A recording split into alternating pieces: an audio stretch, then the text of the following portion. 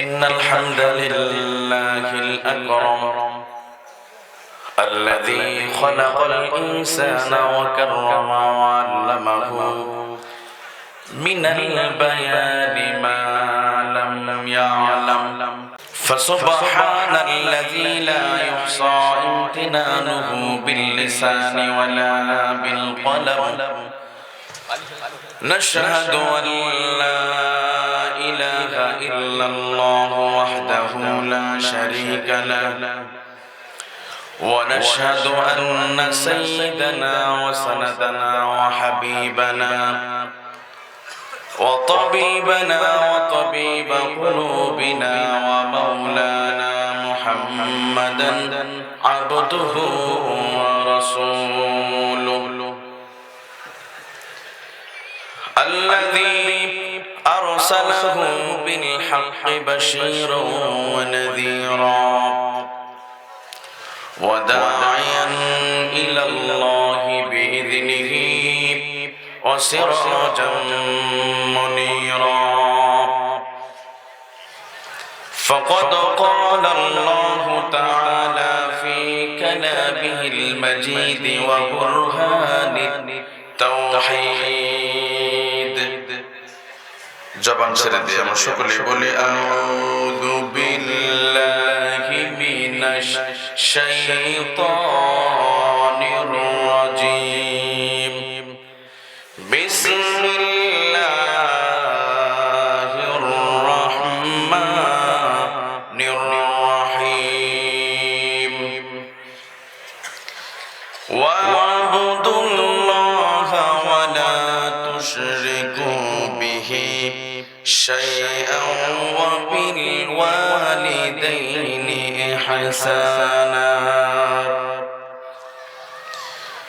وبذي القربى واليتامى والمساكين والجار ذي القربى والجار الجنب والصاحب بالجنب وابن السبيل وما ملكت أيمانكم إن الله لا يحب من كان مختالا فخورا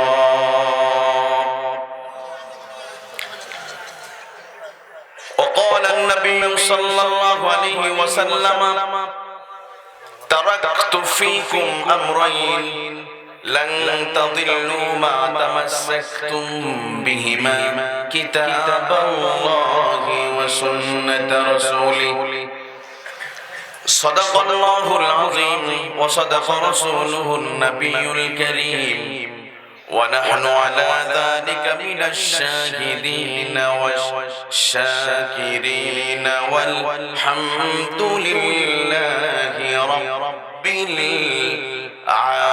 العالمين رب اشرح لي صدري ويسر لي أمري واحلل عقدة من لساني يفقهوا قولي سبحانك لا علم لنا إلا ما علمتنا إنك أنت العليم الحكيم وقال تعالى في شان حبيبه إن الله وملائكته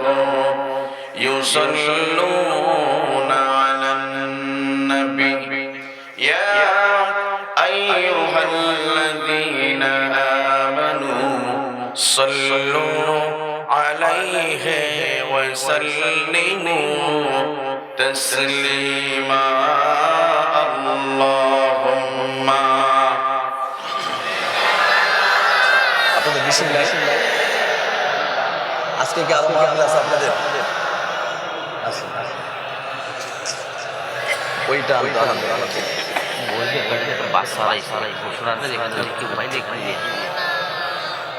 নবীর প্রতি আমাদের ভালোবাসা আছে না?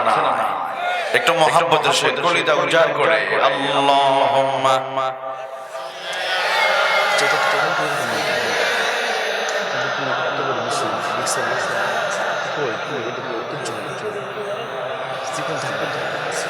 বেশ নেই কিছু নেই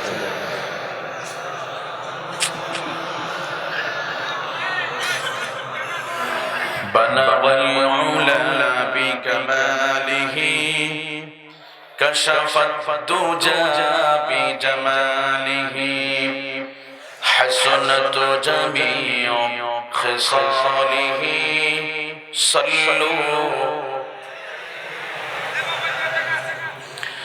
رہ گیا رسم آجا روح بلالی نہ رہی فلسفہ رہ گیا ہے تلقین غزالی نہ رہی بلغ العلا جڑے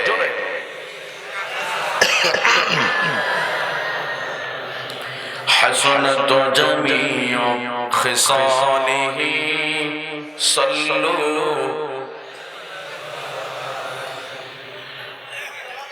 মুসলিম আমি সংগ্রামী আমি চিররণবীর মুসলিম আমি সংগ্রামী আমি চিররণবীর আল্লাহকে সারা কাউকে মানি না আল্লাহকে সারা কাউকে ভয় পাই না নারাই তাকবীর নারাই তাকবীর জোরে লা ইলাহা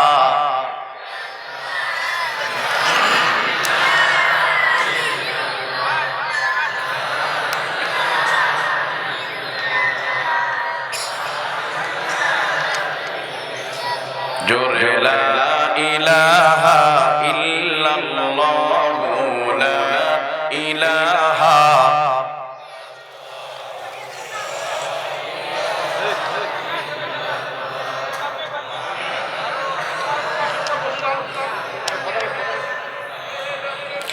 লা ইলাহা ইল্লাল্লাহু মুহাম্মাদুর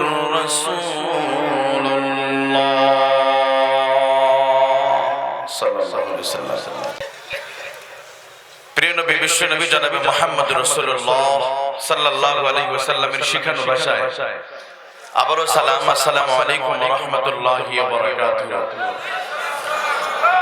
সম্মানিত বন্ধুরা, এটা এখন জান্নাতের বাগানে পরিণত হয়ে গেছে। আপনাদের কোনো সন্দেহ আছে? কোন সন্দেহ আছে?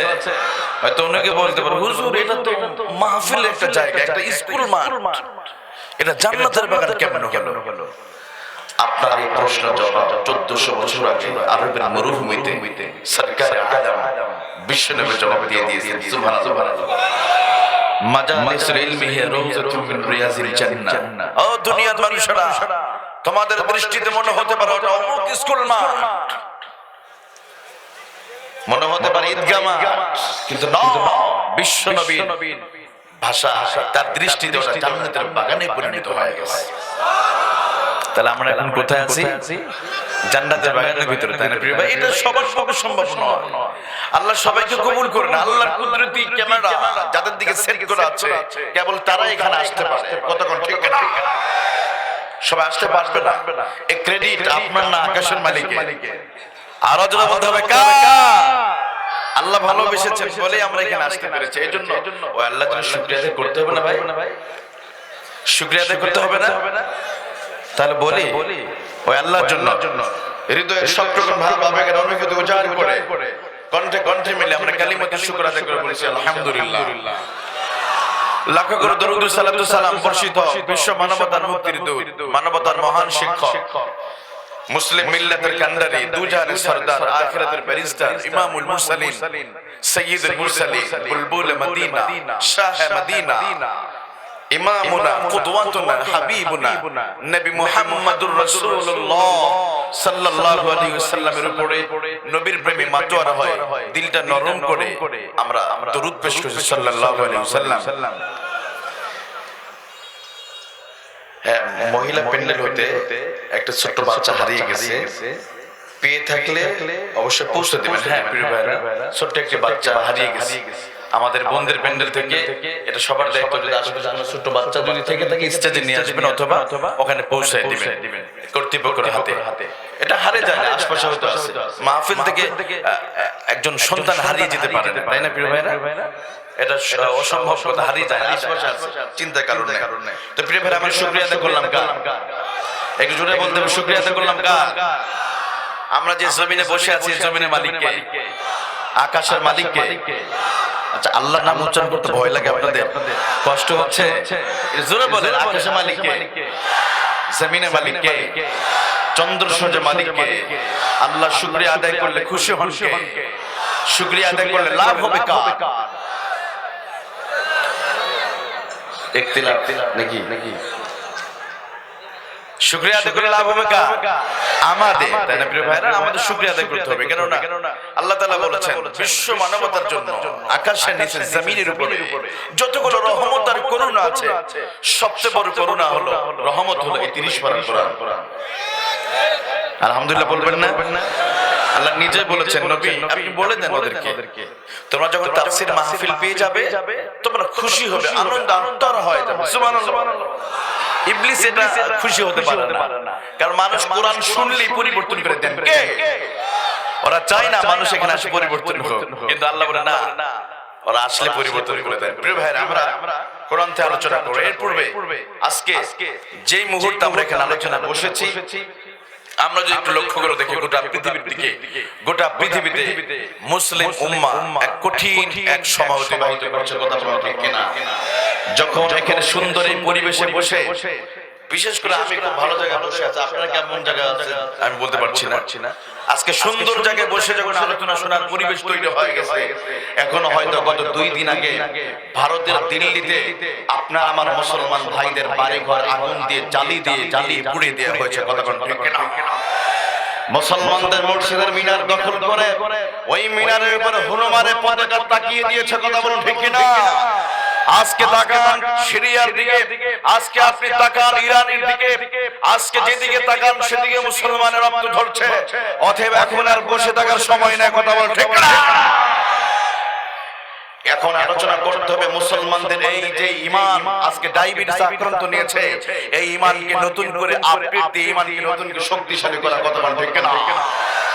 আজকে ইহুদি খ্রিস্টানরা মনে করেছে মুসলমানরা মরে গেছে। না, মুসলমানরা মরে যায় না, আল্লাহ ওদের জাগিয়ে দিবে, কথা ঠিক কিনা? ওরা কয়েকদিন আগে দেখেছিল নরওয়েতে 2019 18 নভেম্বর এক নাস্তিক কোরআনটা হাতে নিয়ে এক হাতে কোরআন আর এক হাতে আগুন, কোরআন জ্বালিয়ে দিবে। তো ওখানে ছিল একজন মুসলমান, নাম ছিল ওমর ইলিয়াস। আল্লাহু আকবার। নামটা ওমরের মতো, যার রক্তের শিরায় শিরায় রক্ত আছে, আবু বকরের, ওমরের, কথা বলো ঠিক কিনা? সে দেখলো আমার সামনে কোরআন করে দিবে, আমি একা আছি, কি হয়েছে? আমি প্রতিবাদ করবো, প্রোটেস্ট করবো, জেলখানা যেতে হবে, যাব, আমাকে ফাঁসি দিবে, কি হয়েছে? মৃত্যু তো হবে একবার। ওমর ইলিয়াস দেখলো সমস্ত আইন শৃঙ্খলা বাহিনী রেডি হয়ে আছে, আগুন, এক হাতে আগুন এক হাতে কোরআন।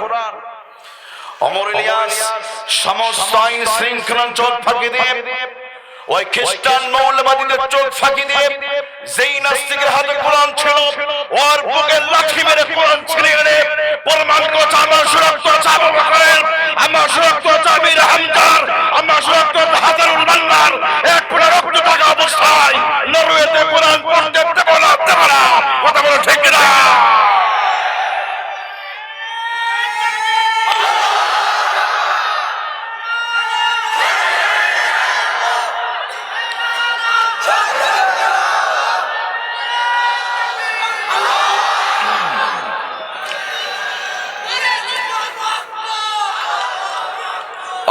আমার প্রিয় ভাইরা, ওই ওমর ইলিয়াস থেকে এই 2019 সালের ঘটনা কথা বলছি। একজন ওমর ইলিয়াস তাদের অনুষ্ঠান ভেঙে তছনছ করে দিল। এই ওমর ইলিয়াস থেকে গোটা পৃথিবীর 200 কোটি মুসলমানদের শিক্ষা নিতে হবে, বিশেষ করে আমার বাংলার জমিনে তাওহীদের শিক্ষা নিতে হবে।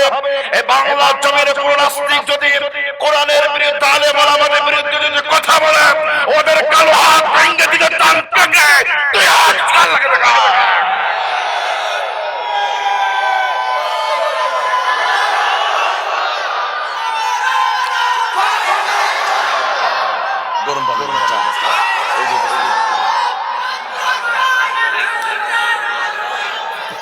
আপনাদের কষ্ট হচ্ছে প্রিয় ভাইরা?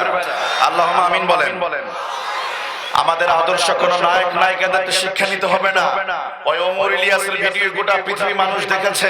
অতএব আমার প্রিয় ভাইরা, আলোচনা শুরুতে শুধু আমি এতটুকু বলবো, এই যে মাটি আছে না, যেখানে বসে আছেন, কথা কন না কেন আপনারা? এই মাটিটা মুসলমানদের রক্ত হজম করতে পারে না। আল্লাহু আকবার। যেখানে মুসলমান রক্ত ঝরে সেখানে কালিমার পতাকা উড়ায় দেন। আজকে এমন একটা দিন সময় আসবে, খলিফাতুল্লাহিল মাহদীর নেতৃত্বে ওই ভারতের জমিনে একদিন মুসলমানরা নরেন্দ্র মোদীদের গলায় পাড়া দিয়ে বলবে, তোরা কাশ্মীরে মুসলমান রক্ত নিয়েছিস। আরাকানে মুসলমান আওয়াম শামসুদের গলায় পাড়া দিয়ে বলবে, তোরা আরাকানে মুসলমানদের রক্ত নিয়েছিস। সিরিয়ার মুসলমানরা ডোনাল্ড ট্রাম্পের উত্তরসূরিদের গলায় পাড়া দিয়ে সেটা প্রতিশোধ নেবে। গোটা পৃথিবীর এমন এক ইঞ্চি মাটি থাকবে না যেখানে কালিমার পতাকা পথকে উড়ানোর ব্যবস্থা করা হবে না। কথা বলা ঠিক না? গোটা পৃথিবীতে কালিমার পতাকা উড়ে যাবে, সময় আসতেছে। আজকে ভারতে জহিরুদ্দিন মোহাম্মদ বাবরের 1527 সালে তৈরি করে মসজিদকে দখল করে মন্দির বানাচ্ছে। গত 2 দিন আগে প্রায় 58 জন মুসলমানকে শহীদ করে দিয়েছে। আমার প্রিয় ভাইরা, এই রক্তগুলো বেঁধে যাবে না। এই রক্ত কবুল করবেন কে? আর ওরা বলেন কে? গাজওয়াতুল হিন্দের দামামা শুরু হয়ে গেছে। অতএব আমার প্রিয় ভাইরা, আমি শুধু এতটুকু কথা বলবো, এমন একটা দিন আসবে সেদিন প্রত্যেকটা রক্তের বদলা মুসলমানরা নেবে। কথা কোন ঠিক না? একদিন বিশ্বনবী আবু জেহেলের কাছে গিয়ে বলছেন, চাচা যান দাও না বাইতুল্লাহ চাবিটা, কতদিন হয়ে গেল, কলিজা ফেটে যাচ্ছে, 2 রাকাত নামাজ পড়ো দাও। আবু জেহেল অত্যন্ত রূঢ় ভাষা অপমান করে কামলিওয়ালা নবী কাতিবের বাপ চেতি তুই বাইতুল্লাহ চাবি চাস, গেট আউট, এখন চলে যাও। সাহাবীদের কলিজা ফেটে গেল, কলিজায় যেন রক্তক্ষরণ হচ্ছে। বিশ্বনবী বলে, এই সাহাবীরা চিন্তা করো না, আজকে ওরা বাইতুল্লাহকে বের করে দিয়েছে, today and tomorrow wait and see, তোমরা দেখবে এমন একটা দিন আসবে যেদিন আল্লাহ বাইতুল্লাহর চাবিটা মুহাম্মদ হাতে দিয়ে দিবে। আল্লাহ করেন সুবহানাল্লাহ। আজকে হয়তো গোটা পৃথিবীতে তবে শর্ত ছিল একটাই, লা তাহিনু ওয়া লা তাহজানু ওয়া আনতুমুল আ'লাউনা ইন কুনতুম মুমিনিন। আল্লাহু আকবার।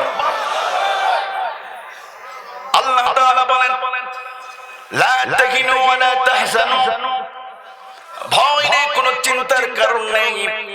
ও মুসলমানরা, তোমাদের ঈমান যদি শীশাডালা প্লাস্টিকের মতো যদি মজবুত হয়ে যায়, আমি আকাশের মালিক জমিনের মালিক বিজয়ের মালা তোমাদের গলায় পরিয়ে দিব। সুবহানাল্লাহ বলেন। তবে একটু ধৈর্য ধরতে হবে, একটু অপেক্ষা করতে হবে। কিছু রক্ত যাবে, কিছু জীবন যাবে, এর বিনিময়ে বিজয় দিবেন কে? মনে রাখতে হবে, ইসলামটা যদি একটা গাছের চারার সাথে তুলনা করেন, বিপ্লবী গাছের সাথে, আজকে ওই গাছের হাত ভেঙে গেছে সিরিয়া, ওই গাছের আরেক পাশ ভেঙে গেছে আরাকানে, ওই গাছ ভেঙে যাওয়ার পথে আজকে ওই গাছটি চিৎকার করে বলছে, হে মুসলমানরা, আমার তলে একটু মাটিগুলো খনন করলে ওখানে রক্ত পাবে আমির হামজা। এই গাছটা ঠিক আছে রক্তের উপরে, এই ইসলামী বিপ্লব গাছটা বাঁচাতে হলে রক্ত নয় পানি দিতে হয়, অন্যথায় গাছটা টিকে না। কতক্ষণ ঠিক কিনা? গোটা পৃথিবীতে ইসলামী বিপ্লব নামক গাছটা তাকিয়ে আছে মুসলমানদের দিকে। আমার প্রিয় ভাইয়েরা, এই গাছ হয়তো মরে যেতে বসেছে, কিন্তু এই গাছটা আবার জীবিত করবে তৌহিদি জনতারা। কথা বলে ঠিক কিনা? আমার প্রিয় ভাইয়েরা, তবে হ্যাঁ, এই কোরআনকে যারা নাস্তানাবুদ করতে আসবে, কোরআনের আওয়াজকে যারা বন্ধ করে দিতে আসবে, আল্লাহ তাদের আওয়াজ বন্ধ করে দিবেন। কথা কোন? কয়েকদিন আগে চাইনিজরা বলেছিল শুধু চাইনিজ উইঘুর মুসলমানদের জন্য ওরা নাকি আলাদা কোরআন বানাবে। নাউজুবিল্লাহ বলবেন আপনারা? আল্লাহ বলে, করো না তোমরা, করো না। আল্লাহ দিলেন করোনা ভাইরাস।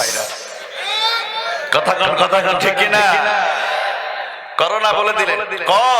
ওরা 10 লক্ষ মুসলমান জিনজিয়ান প্রদেশে আটকে রেখেছিল। এই জিনজিয়ান জায়গাটা ছিল উইগিরিস্তান, এটা একটা মুসলমানদের স্বায়ত্তশাসিত জায়গা ছিল। ওই জানোয়াররা দখল করে নিয়েছিল, 10 লক্ষ আটকে রেখেছে। আর হুবে আর রোহান শহরে 2 কোটি খ্রিস্টানকে আল্লাহ আটকে রেখে প্রমাণ করেছে, মাকারু মাকারাল্লাহ আল্লাহু খায়রুল মাকিরিন। কথা বলো ঠিক না?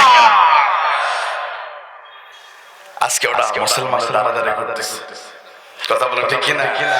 আমার প্রিয় ভাইরা, এই কোরআনের সাথে যারা নাস্তা নাবুদ করতে এসেছিল ইতিহাসে রাস্তা ঘুরে হয়ে আছে, কিন্তু কোরআনের জন্য যারা বুকের দাদা দিয়ে রক্ত দিয়েছে ওরা পৃথিবীর ইতিহাসে সংরক্ষিত হবে, তাদের নামগুলো লিখিত আছে। কতক্ষণ ঠিক কিনা?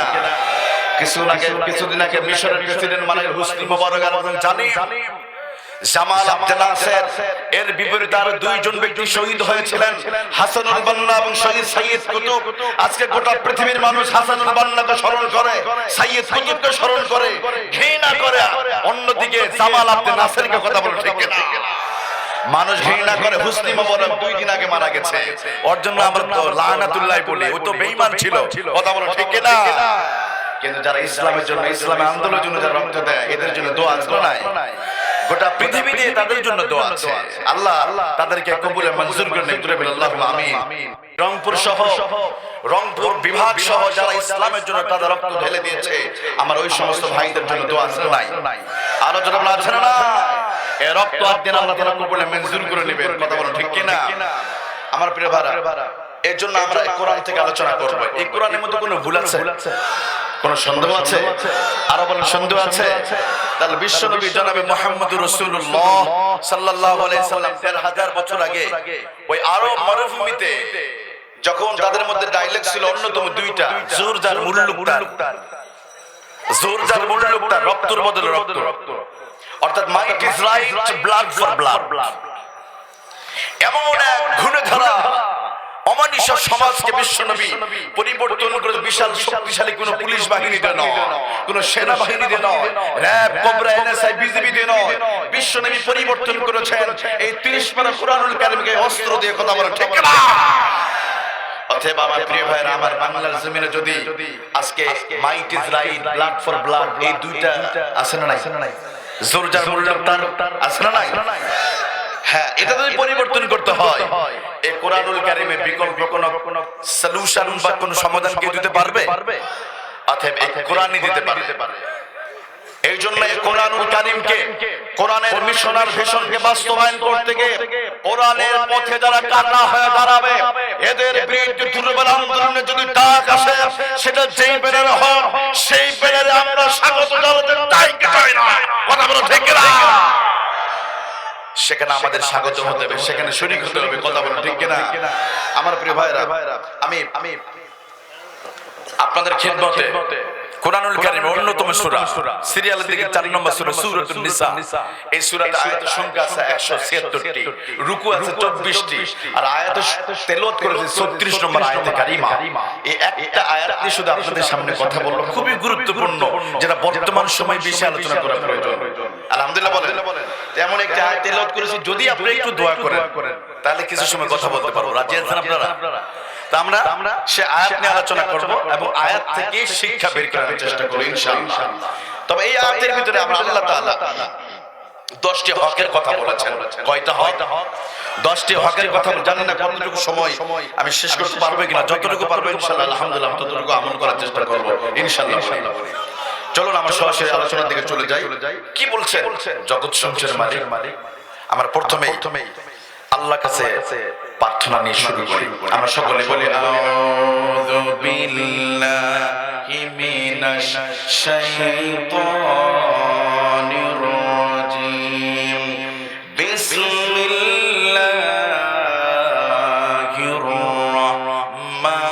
রাহমানির রাহিম। ওয়া'বুদুল্লাহা ওয়া লা তুশরিকু شيئا وبالوالدين إحسانا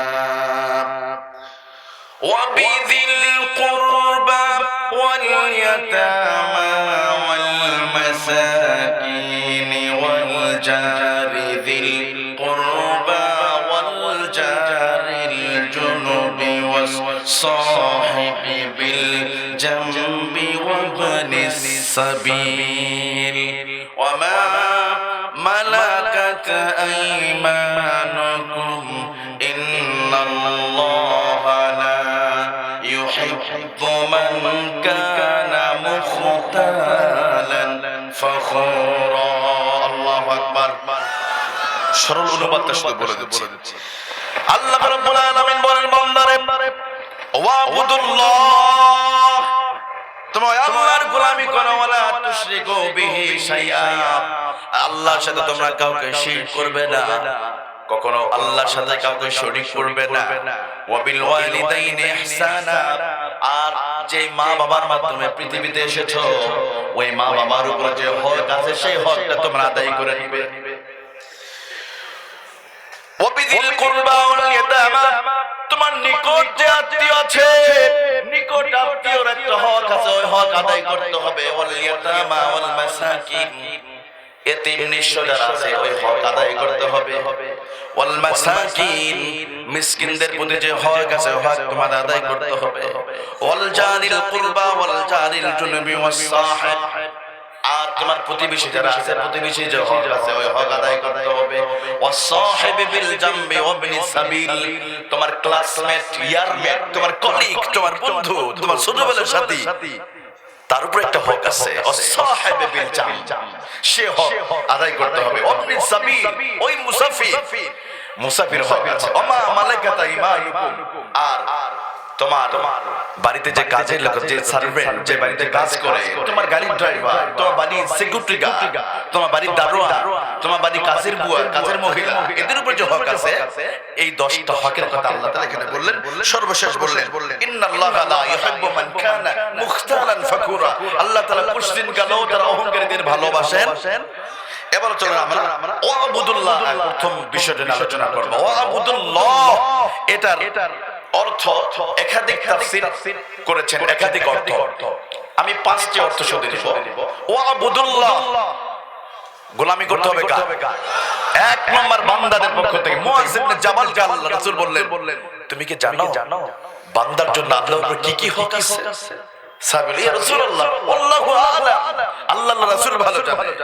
বিশ্ব নবী তখন এই আয়াত নাযিল হলে একটা একটা করে বলা শুরু করে দিলেন। সুবহানাল্লাহ বলেন। এক নম্বর হলো ওয়াবুদুল্লাহ, গোলামি করতে হবে কার? এক নম্বর আল্লাহর গোলামি করতে হবে, আল্লাহর ইবাদত করতে হবে। এখন আমরা ইবাদত বলতে কি বুঝি? আমরা ইবাদত বলতে হয়তো অনেকে বুঝি নামাজ, 5 ওয়াক্ত নামাজ পড়া, নামাজ, রোজা, হজ, যাকাত, আর ফরজ নামাজের শেষে 33 বার সুবহানাল্লাহ, 33 বার আলহামদুলিল্লাহ, 34 বার আল্লাহু আকবার, তাই না? এটাই ইবাদতের মতো, এটাই তো আমরা জানি নাকি? কিন্তু সাইয়্যিদ কুতুব রাহিমাহুল্লাহ, অন্যান্য আরব ইবনে কাসীর রাহিমাহুল্লাহ আরব তাফসীরকারক বলেছেন ওয়াবুদুল্লাহ তাআলা শুধু এটা অর্থ নয়, আল্লাহর বিধান দেখেছেন নত শিরে মাথা নত করে আল্লাহ প্রত্যেকটা বিধানকে মেনে নেওয়ার নাম হলো আল্লাহর গোলামি করা। কথা বলেন ঠিক না? আমি নামাজ পড়লাম, রোজা করলাম, তাসবিহ করলাম, সমানে জিকির করলাম, কিন্তু ইসলাম কোরআনের মিশনকে বাস্তবায়ন করার মানসিকতা আমার কলিজার ভিতরে নাই। আমি একটাবারও চেষ্টা করলাম না, ইবাদত হবে? কিন্তু আমরা তো ভাবি কি নামাজ, রোজা, হজ, যাকাত, সুবহানাল্লাহ, তাসবিহ, আলহামদুলিল্লাহ, আসলে এটা ভালো, অবশ্যই করতে হবে। কেন নয়? এক নম্বর হক আল্লাহ বলছেন ওয়াবুদুল্লাহ, ওয়া আল্লাহর গোলামি করতে হবে, আল্লাহর দাসত্ব করতে হবে। আমার প্রিয় ভাইরা, আমরা অনেকে মনে করি আল্লাহর হুকুম মানে কোরআন তেলাওয়াত করা, জিকির আজকার করা, এতটুকুর মধ্যে সীমাবদ্ধ নয়। আল্লাহর ইবাদত বলতে আরো বোঝানো হয়েছে আল্লাহ নবী, বিশ্ব নবী, তিনি যদি চাইতেন মক্কার জমিনে বসে বসে শুধু সারা দিন জিকির করবেন, সারা দিন কোরআন তেলাওয়াত করবে, আবু জাহেল পশ্চিম কালো আমার নবী বিশ্ব নবীকে বিতাড়িত করতে না। কতক্ষণ ঠিক না? আল্লাহ নবীকে উহুদের ময়দানে দান্দার মামুর শহীদ করতে হতো না। তিনি যদি ইবাদতের অর্থটা এটা বুঝতেন, তিনি যে ইবাদতের অর্থ বুঝতেন এইরকম, এইটা করলে হবে না, দিন প্রতিষ্ঠা লাগবে না, এভাবে যদি বসে থাকতেন কোনদিন আবু জাহেল আল্লাহ রাসূলের বিরুদ্ধে বলতো না। কিন্তু যখন তিনি বলছেন না, কালিমাতুল্লাহি হিয়াল উলিয়া, আল্লাহর জমিনে আল্লাহর কোরআনের মিশনকে বাস্তবায়ন করতে হবে, আবু জাহেল, উতবা, সাইবাদের আইনকে কবর রচনা করে আল্লাহর দ্বীনকে কায়েম করা, বুলন্দ করা, এটাই হলো গুরুত্বপূর্ণ ইবাদত। কথা বলেন ঠিক কি না? এই জন্য বিশ্বনবীর জিন্দেগিতে দেখা যায় তিনি মক্কাতে ছিলেন 13 বছর, মদিনায় এসে 10 বছর কাটিয়েছেন তিনি এই কোরআনুল কারীম দিয়ে। কথা বলেন ঠিক কি না? তবে আমার প্রিয় ভাইরা, আল্লাহর গোলামি যখন থেকে পরিপূর্ণভাবে কমপ্লিটলি ভাবে যেদিন আপনি আমি করব, সেদিন আল্লাহ বলেন ওয়ালাউ আন্না আহলাল কুরআ আমানু ওয়াত্তাকাউ লাফাতাহনা আলাইহিম বারাকাতিন মিনাস সামাই ওয়াল আরদি। আল্লাহু আকবার। আল্লাহ তাআলা আসমান থেকে রহমত নাযিল করবেন, জমিন থেকে রহমত বর্ষণ হতে থাকবে। কথা বলেন ঠিক কিনা? রহমত নাযিল হবে, মানুষ বিপদের মধ্যে থাকবে না। আজকে আমরা আল্লাহর গোলামি করি না বলে আমরা শান্তিতে নাই। কথা কোন ঠিক কিনা? আজকে দেখুন আমার প্রিয় ভাইরা, সবাই শুধু শান্তি কয়, শান্তির কথা বলে, কিন্তু শান্তি কোন পথে, মুক্তি কোন পথে, এটা খুঁজে আমরা তালাশ করি না। যেমন একটা উদাহরণ দেই, আমার বাংলাদেশ গোটা পৃথিবীতে শান্তির জন্য আমরা কত চেষ্টা করলাম, কিন্তু আল্লাহর হুকুমকে বাদ দিয়ে, আল্লাহর বিধানকে বাইপাস সার্জারি করে, মানুষের বিধান মেনে নিয়ে ব্যক্তিগত ব্যক্তি কেন্দ্রিক পূজা করে আমরা পৃথিবীতে শান্তি কায়েম করতে চেয়েছিলাম। আল্লাহ বলেন না, না, কখনো সম্ভব হবে না। এই জন্য 1919 সালে প্রথম বিশ্বযুদ্ধ হলো, দা ফার্স্ট ওয়ার। প্রথম বিশ্বযুদ্ধে মানুষ মারা গেল 73 লক্ষ মানুষ। এর পরের বছরে 1920 সালে গঠন করা হলো লিগ অফ নেশন। এই লিগ অফ নেশন কোরআনকে বাইপাস সার্জারি করে, কোরআনকে কেটে সাৎকার করে নিজেদের মতো তৈরি করেছিল। ওই লিগ অফ নেশন পৃথিবীর মানুষকে সমাধান দিতে পেরেছিল? পারে না। এবার আসে 1939 সাল, দা সেকেন্ড ওয়ার, দ্বিতীয় বিশ্বযুদ্ধ শুরু হলো। এই যুদ্ধ চলল 1939 থেকে 45, দীর্ঘ 6 বছরে মানুষ মারা গেছে 1,06,00,000। এবার বলেন 1945 সালে আবার এই যুদ্ধ বিধ্বস্ত মানুষগুলোকে শান্তি দেওয়ার জন্য আরেকটা সংগঠন তৈরি করা হলো, নাম দেয়া হলো জাতিসংঘ। এই জাতিসংঘ পৃথিবীর মানুষকে শান্তি দিয়েছে? পারে না। এবার আসেন, এত বাইরে যাওয়ার দরকার নাই, আমি বাংলাদেশ উদাহরণ দেই। যেদিন আমরা 56,000 বর্গ মাইল খচিত একটা রাষ্ট্র পেলাম, একটা পতাকা পেলাম, একটা ফ্ল্যাগ পেলাম, আমাদের বাংলাদেশে সেসব মানুষ ছিল 7 কোটি, 7.5 কোটি।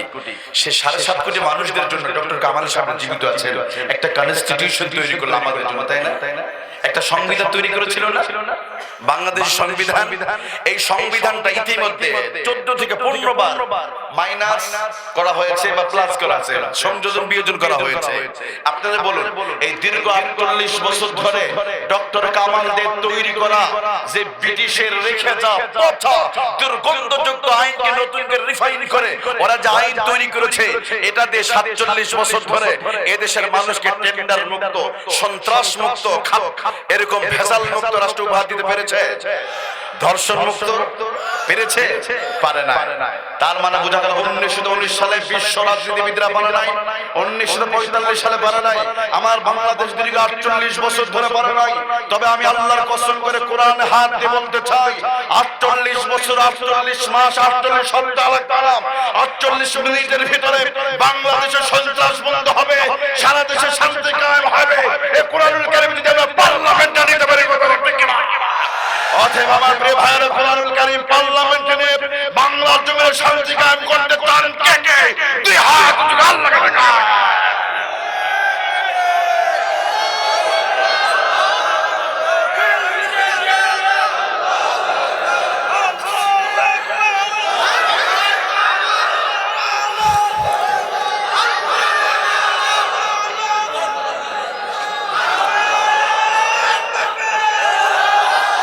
আল্লাহুম্মা আমিন বলেন। আল্লাহ কবুল করুন। আল্লাহুম্মা আমিন। আল্লাহুম্মা আমিন বলে আমরা সকলে।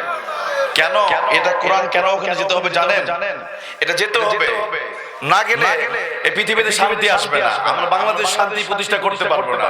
এই জন্য দেখেন, আমরা 10,000 বক্তা 10 বছর ধরে আমরা যদি নামাজের ওয়াজ করে যত না মানুষ নামাজি হবে, ভালো করে বোঝেন, 10,000 বক্তা 10 বছর ধরে নামাজের ওয়াজ করে যত না মানুষ নামাজি হবে, এর চাইতে বেশি নামাজি হবে ওই পার্লামেন্টের যারা বসে আছে। ওনাদের 10 সেকেন্ড বলে আজ থেকে বাংলাদেশে নামাজ বাধ্যতামূলক করা হলো।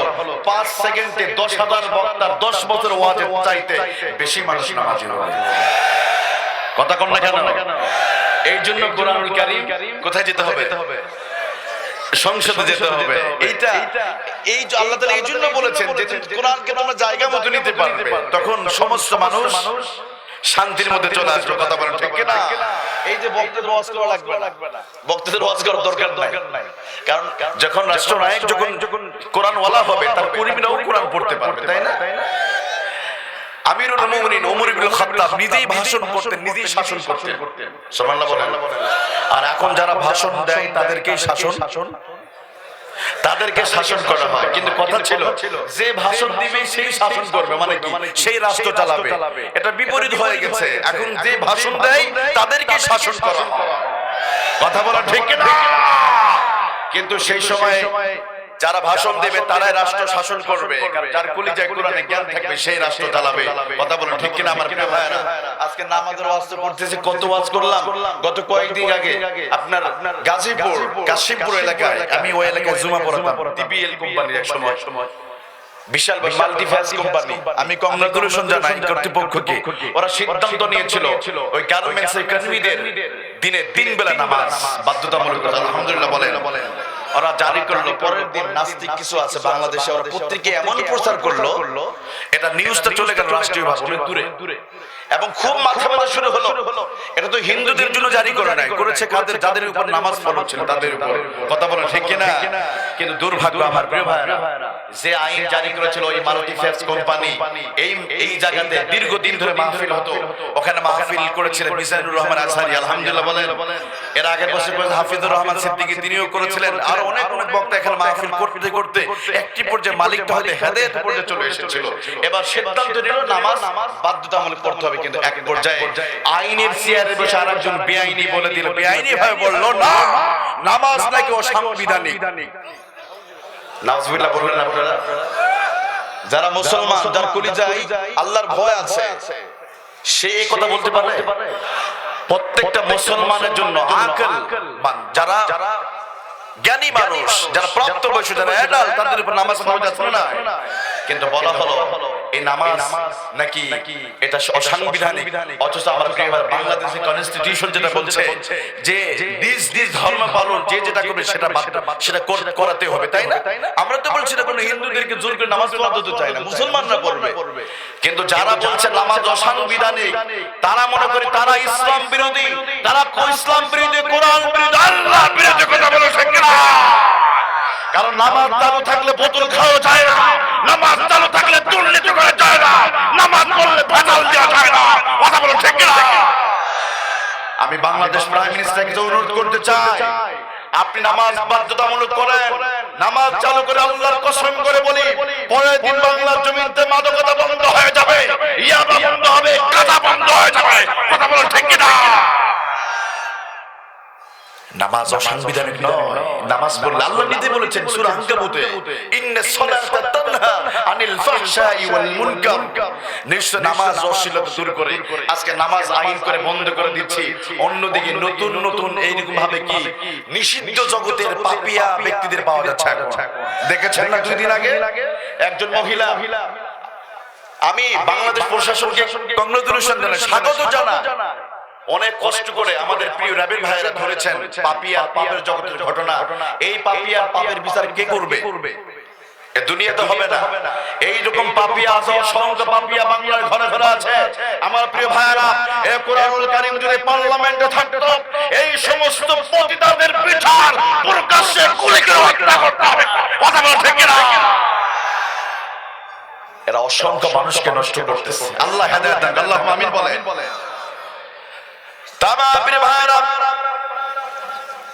এক নম্বর হকের কথা আলোচনা হচ্ছিল, আল্লাহর গোলামি করতে হবে, আল্লাহর দাসত্ব করতে হবে। মানুষ যদি বলে আল্লাহ তোমার গোলামি করতে হবে, আমরা যদি প্রশ্ন করি কেন তোমার গোলামি করব, তোমার দাসত্ব কেন করতে হবে, আল্লাহ তাআলা জবাব দিচ্ছে, এই দুনিয়ার মানুষরা, তুমি যে জমিনে হাঁটাচলা করো, এই জমিনটা সৃষ্টি করেছেন কে? আলোচনা বলেন। আকাশকে। অতএব যে আল্লাহ তাআলা ওয়াল আরদা ফারাশনাহা ফানি'মাল মাহিদুন, আমি আল্লাহ তাআলা এই জমিনটা বিছানার মতো বানিয়ে দিলাম যাতে করে এই জমিনে তোমরা সুন্দর করে বিচরণ করতে পারো। ওয়াল জিবালা আওতাদা, বড় বড় পাহাড় সেট করে দিলাম, পাহাড়গুলোতে পেরেক মেরে দিলাম, জমিনের ভারসাম্য রক্ষা করলাম যাতে করে জমিনের উপর তোমরা সুন্দর করে বিচরণ করতে পারো। শুধু তাই না, আসমান সৃষ্টি করলাম, তোমাদের জন্য চন্দ্র সৃষ্টি করলাম, তোমাদের জন্য সূর্য সৃষ্টি করে দিলাম। তাবারাকাল্লাযী, আল্লাহ তাআলা বলেন আমি হলাম সেই পবিত্র মহান সত্তা যে আল্লাহ তাআলা তোমাদের জন্য চন্দ্র সৃষ্টি করে দিয়েছে। কথা কোন ঠিক কিনা? চন্দ্র সৃষ্টি করেছেন কে? সূর্যকে। অতএব ওয়াবুদুল্লাহ, ওয়াবুদুল্লাহ, ওই আল্লাহ গোলামি করতে হবে যে আল্লাহ তোমার জন্য দুনিয়া সৃষ্টি করলো। শুধু তাই নয়, আল্লাহ আরো স্মরণ করে দিচ্ছে, বান্দা তোমাকে কেন গোলামি করতে হবে তুমি কি জানো? একটু যাও না গ্লাসের সামনে গিয়ে একটু দাঁড়াও, তোমার চেহারার দিকে একটু তাকিয়ে দেখো কোথাও করে ত্রুটি আছে? আলহামদুলিল্লাহ। আজকে আমরা ক্লাসের সামনে যুবকরা তো কত কিছু দেখে, মেয়েরাও ছেলেরা আয়নার সামনে গিয়ে শুধু পোজ নেয় কিন্তু শিক্ষা নেয় না। একটিবার জন্য দেখেছি গ্লাস এত সুন্দর, আমার চোখটা যদি আল্লাহ একটা সেট না করে যদি পিছনে দিত তাহলে কত সমস্যা হতো না? কিন্তু আমার যুবকরা দেখবেন চেহারা মুখে Fair and Lovely, Fair and Handsome দেয়। যেহেতু ওই যে অমুক জায়গায় যেতে হবে, বান্ধবীদের সাথে দেখা করতে হবে, আবার অমুক পার্কে গিয়ে ফুচকা খাওয়াতে হবে, বাস Fair and Lovely, Fair and Handsome দিয়ে রাস্তায় বের হলো। আবার অনেক ভাই আছে নিজের স্ত্রীকে কি করে মোটরসাইকেলের পিছনে নিয়ে, টিভিএস এফজেড গাড়ির পিছনে নিয়ে স্ত্রী বলে আজকে বলছিস না আজকে তুমি দামি শ্যাম্পু আর পারফিউম ইউজ করবা, আমি তোমাকে নিয়ে এলাকায় ঘুরে নিয়ে বেরোবো। তো ইমাম সাহেব বলে ভাইজান আপনি আপনার স্ত্রী আপনি দেখবেন, মানুষ কেন দেখবে? এটা তো ঠিক নয়, এর আপনি পর্দা আছে না? তখন হুজুর এই ফতোয়াবাজি বন্ধ করুন তো, এলাকার ছোট ভাইদেরকে তো একটু হক কি নাই? কতদিন বিয়ে করলাম কারো দেখায় না, একটা তো হক আদায়, তো হক আদায় করো। মাটির নিচে গেলে আল্লাহ ফেরেশতা তারাও হক আদায় করবে। কথা কোন ঠিক না? অনেক যুবকরা মুখের মধ্যে দামি দামি ক্রিম লাগায়, মুখের মধ্যে Fair and Lovely, Fair and Handsome দেয়। আবার আমার অনেক বোনেরা আছে বিউটি পার্লার গিয়ে সুন্দর করে সাজুগুজু করে চলে যায় পার্কে। আসলে নাই পার্ক আসলে নাই, রমনা পার্কের গাছের গোড়ায় বসছে ওরা জোড়াই জোড়াই, তাই না? জোড়ায় জোড়ায় বসে এই যে শীতের সময়। আরে যুবক তুমি পারো না তোমার মাকে একটা আপেল একটা বেদনা কিনে দিতে, কিন্তু বান্ধবীর জন্য হাজার হাজার টাকা খরচ করতে রাজি। এই যে 14 ফেব্রুয়ারি চলে গেল, এই মাসে ঢাকা শহরে আমি তো খিলগা থেকে ঢাকা একটা করে গোলাপ ফুল বিক্রি আমার মসজিদের সামনে, কিছু করার নাই। যদিও আলোচনা করেছিলাম আলহামদুলিল্লাহ আমার মসজিদে এক একটা গোলাপ ফুল বিক্রি হয়েছে 1500 2000 টাকা দিয়ে।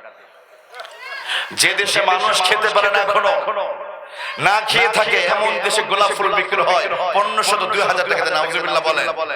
আমার প্রিয় ভাইরা, তো যে মেয়েরা যায় পার্কে, আমি শুধু এতটুকু বলবো বন্ধুদেরকে, একটু যেহেতু বিষয়টা চলে এসে গেছে, তো বোনেরা অনেক সময় আয়নার সামনে দেয়, আল্লাহ বলে তুমি জানো না আল্লাযী খালাকাকা ফাসাওয়াকা ফাআদালাক ফি আইয়ি সূরা, এত সুন্দর সূরা কে দিয়েছে? আল্লাহ আকবার। কিন্তু আমরা সূরাটা দেখি, সূরাটা ব্যবহার করি নায়িকাদের সামনে, অথবা মেয়েরা নায়িকাদের নকল করে নিজেকে সাজুগুজু করে বিউটি পার্লারে যায়। তবে হ্যাঁ আল্লাহ তাআলা তিনিও একটা দামি ক্রিম দিয়েছে। আল্লাহ বলেন যেই মেয়েরা মাথায় দামি দামি শ্যাম্পু দিয়ে, অল ক্লিয়ার সানসিল্ক শ্যাম্পু দিয়ে, ডাভ শ্যাম্পু দিয়ে চুলগুলো আশ্রিয়ে চুল খোলা রেখে যারা পার্কে চলে গেল, বিশ্ববিদ্যালয়ে চলে গেছে, বন্ধের বলতে চাই বোন আমার আল্লাহর কসম করে বলি মৃত্যুর 8 ঘন্টা পরে ওই যত্নের চুলগুলো একটা একটা করে খুলে খুলে যাবে। কথা কোন ঠিক কিনা? যেই মুখের ভিতরে তুমি দামি দামি ক্রিম লাগিয়ে দিনে 36 বার ফেস ওয়াশ দিয়া যেই মুখটাকে তুমি সুন্দর করে পরিষ্কার করে ফেলেছো বোন, আল্লাহর কসম করে বলি তোমার মৃত্যুর 8 ঘন্টা পরে ওই কবরে যাওয়ার পরে ওই কবরে পোকাগুলো তোমার যত্নের মুখটাকে খেয়ে খেয়ে শেষ করে ফেলে দেবে। যদি বিশ্বাস না হয়, তোমার চাইতে সুন্দরী ছিল রানী এলিজাবেথ, রানী মোনালিসা। যে মোনালিসার ছবিটা বিক্রি হয়েছিল কয়েকশো কোটি টাকা দিয়ে। আচ্ছা ওই মোনালিসার কবর খনন করলে এখন কি তার চেহারা পাওয়া যাবে? মেকআপ করা সেই চুলগুলো পাওয়া যাবে? যাবে না। সবগুলো কে খেয়ে ফেলেছে? পোকা, তাই না? অন্যদিকে বাংলার যুবকদের বলতে চাই, সালমান শাহ মৃত্যু নিয়ে গত 2 দিন আগে রিপোর্ট এসেছে, কথা ঠিক কিনা? এই সালমান শাহ 1998 সালে বাংলাদেশ থেকে তিনি বিদায় হয়ে গেছেন, তার মৃত্যু হয়ে গেছে। কত সুন্দর চেহারা, কত সুন্দর যুবক করে ওই সালমান শাহর জন্য 6 জন মেয়ে আত্মহত্যা করেছিল, কিন্তু তোমার জন্য কয়টা করবে? ওই সালমান শাহ কবর খনন করলে একটা হাড় হাড্ডি পাওয়া যাবে না, কথা বলো ঠিক কিনা? অতএব চেহারা বড়াই করে সৌন্দর্য মানুষকে দেখে কোনো লাভ নাই। তোমার চরিত্র নামক সৌন্দর্যটা যদি মানুষ সামনে যদি তুমি তুলে ধরতে পারো, এটাই হবে সবচেয়ে বড় কাজ। কথা বলুন ঠিক কিনা আমার প্রিয় ভাইরা? তবে হ্যাঁ, আল্লাহ তাআলা তিনি একটা দামি ক্রিম দিয়েছে। ওই ক্রিমটা যদি কেউ দিনে 5 বার যদি ব্যবহার করতে পারে, এই পানি নামক ক্রিম আছে না? হ্যাঁ, ওযুর পানি নামক ক্রিমটা যদি কোন বান্দা বান্দে দিনে 5 বার যদি ব্যবহার করে, ফেয়ার এন্ড লাভলি লাগবে না, ফেয়ার এন্ড হ্যান্ডসাম মুখে দিতে হবে না। যেই মেয়ের আহারে একটা অল ক্লিয়ার শ্যাম্পু কিনতে গেলে আপনি 250 টাকা লেগে যায়, 300 টাকা লেগে যায়। এই বোন, একটা ফেস ওয়াশ তুমি দিনে 36 বার ফেস ওয়াশ দাও না, তুমি আসে 5 ওয়াক্ত নামাজ পড়ো, 5 বার মুখে ওযুর পানি নামক ফেস ওয়াশ দাও, তোমার ফেস ওয়াশ কিনতে হবে। আমি প্রমাণ দেব এখানে, যারা নামাজ পড়ে 5 ওয়াক্ত দেখেন না, তাদের চেহারা নূর আছে না? এই যে মুরব্বি বাবা যে নামাজ দেখেন, চেহারা মধ্যে নূর আছে না? আর যেই আমার বোনেরা দেখবেন হাত মোজা, পা মোজা, ইউনিভার্সিটি পড়ে, মাদ্রাসায় পড়ে, মহিলা মাদ্রাসায় পড়ে, দেখবেন হুজুরদের স্ত্রী আছে না? আমার স্ত্রী তো ঢাকাতে থাকে, আমার বাসার পাশেই বিউটি পার্লার। আজকে মোড়ে মোড়ে বিউটি পার্লার। একদিনের জন্য বলে নিতে বিউটি পার্লার যাব, কারণ যেতে হয় না, কারণ ও তো 5 ওয়াক্ত নামাজ পড়ে। আর ওদের পানি নামক ফেস ওয়াশ তো আমার ঘরে আছে, কি দরকার? কথা কয় না। আমার প্রিয় ভাই, আমি বলতে চাই, এই ওযুর পানি নামক এই ফেস ওয়াশ কেউ যদি ব্যবহার করে, তাবলুগুল হাদিয়াতা মিনাল মুমিন, বিশ্বনবী বলেছেন এই ওযুর পানি যত জায়গায় পৌঁছে যাবে, এই জায়গাটা আলোকিত করে দেবেন কে? গুররাম মুহাজ্জালিনা মিন আসারিল ওযু, ওযুর পানি যত জায়গায় চলে যাবে, কিয়ামতের ময়দানে এটা আলোকিত করে দিবেন। সুবহানাল্লাহ। অতএব আমার প্রিয় ভাইরা, ওই গ্লাসের সামনে একটু দাঁড়িয়ে চেহারাটা দেখতে হবে। আল্লাহ তাআলা বলে, বান্দারা তুমি এই জন্য তুমি আল্লাহর গোলামি করবে, তাকিয়ে দেখো তোমার চেহারাটা গ্লাসের সামনে, আমি কি তোমার চেহারার মধ্যে কোনো ত্রুটি রেখেছি? না। অনেক মানুষের চোখ নাই, আর আমি আল্লাহ তোমার 2টা চোখ দিয়েছি, কথা কোন ঠিক কিনা? আমি আল্লাহ তাআলা তোমার 2টা চোখ দিলাম, জমিনে তুমি চলাফেরা করবে, এই চোখ দিয়ে তুমি কোরআনুল কারীম তেলাওয়াত করে, এই চোখ দিয়ে চোখ ব্যবহার করে ইসলামী আন্দোলনের জন্য তুমি রাস্তায় চলে যাবে, মিছিল করতে যাবে, প্রতিবাদ করতে যাবে, কথা বলো ঠিক কিনা? কিন্তু এই চোখ ব্যবহার করে আমি একটা দিন কোরআন পড়লাম না। নাটকে কোন সিনেমায় কোন নাটক সারাদিন ইস্তার জলসা জি বাংলা আসলে না? তুমি এই এলাকার মানুষ ইস্তার জলসা জি বাংলা দেখে না? দেখে ইস্তার জলসার জি বাংলা। আমার তো এমন বোনেরা আছে, যদি 3 বেলা খাবার নাও দেন কোনো সমস্যা না, খালি ইস্তার জলসা জি বাংলা দিলেই আসলে না বোনেরা, আপনি ইস্তার জলসা জি বাংলা দিয়ে আপনি নায়িকাদেরকে পাবেন, ওখানে আল্লাহ আল্লাহ ব্যক্তিদের পাবেন না। কথা বলেন। আপনি কোরআন শুনবেন, তাফসীর শুনবেন, বিশ্বনন্দিত মুফাসসির কোরআন তাফসীর শুনবেন, মিজানুর রহমান আসহারী তাফসীর শুনবেন, আব্দুর রহমান আল-সুদাইসির তেলাওয়াত শুনবেন, আপনি ঈমান বাড়িয়ে দিবেন কে? আলোচনা বলেন কে? আমার প্রিয় ভাইরা, এই জন্য আল্লাহ তাআলা বলেন আমি চোখ দিলাম, আর আমি আল্লাহ তাআলা কিন্তু একটা দিন তোমাকে জিজ্ঞেস করব, অবশ্যই জিজ্ঞেস করব কেন আমি চোখ দিয়েছিলাম, তুমি কি জানো?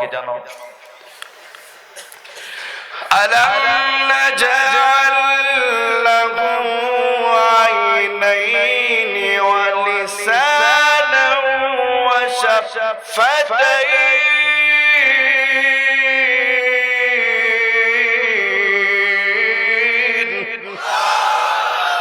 আল্লাহ রাব্বুল আলামিন প্রশ্ন করবে, বান্দারে আমি আল্লাহ তাআলা তোমার চোখের নিয়ামত আমি দিয়েছিলাম, চোখ দিয়ে উচিত ছিল কোরআনুল কারীম পড়ার, কিন্তু তুমি কোরআন পড়ো না।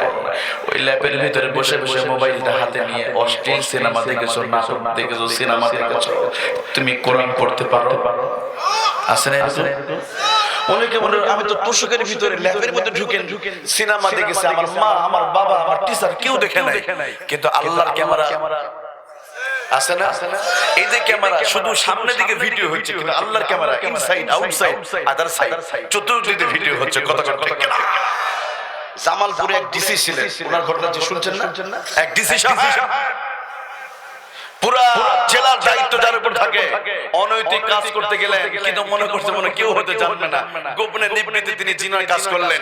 কিন্তু 16 কোটি মানুষ, তাদের সবার যদি চোখ হয় 2টা, তাহলে কয় কোটি হয়েছে? 32 কোটি চোখ দিয়ে দেখেছে, তাই না?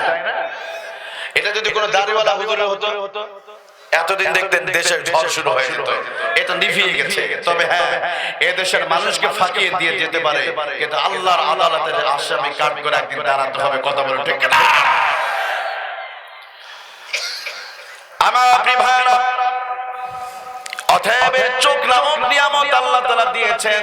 আল্লাহ বলেন বান্দারে যে আল্লাহ তোমার চোখ দিয়েছে, ওয়াবুদুল্লাহ, অতএব ওই আল্লাহকে গোলামি করতে হবে। আল্লাহু আকবার। বান্দা যদি বলে আল্লাহ তাআলা কতদিন তোমার ইবাদত করতে হবে, অথবা তোমার দ্বীন কায়েমের জন্য কতদিন চেষ্টা করতে হবে, ইসলামী আন্দোলন ইসলামকে প্রতিষ্ঠা করার জন্য এই প্রাণান্তকর চেষ্টা কতদিন চলবে, আমার আল্লাহ তাআলা তিনি জবাব দিয়েছেন, ওয়াবুদ রাব্বাকা হাত্তা ইয়াতিয়াকাল ইয়াকিন। আল্লাহু আকবার। যতদিন দিন প্রতিষ্ঠা না হবে, যতদিন তোমার জীবন আছে, ততদিন ওই আল্লাহর দাসত্ব করে যেতে হবে। কথা বলুন ঠিক কিনা? আমার প্রিয় ভাইরা, দুনিয়ার মানুষ যদি বলে আয় আল্লাহ তাআলা বুঝলাম তোমার ইবাদত যতদিন বেঁচে থাকবো ততদিন করতে হবে, রব্বুল আলামিন তোমার কাছে জানতে চাই এই দুনিয়াতে কার অনুসরণ করা যাবে না, কার পদাঙ্ক অনুসরণ করা যাবে না।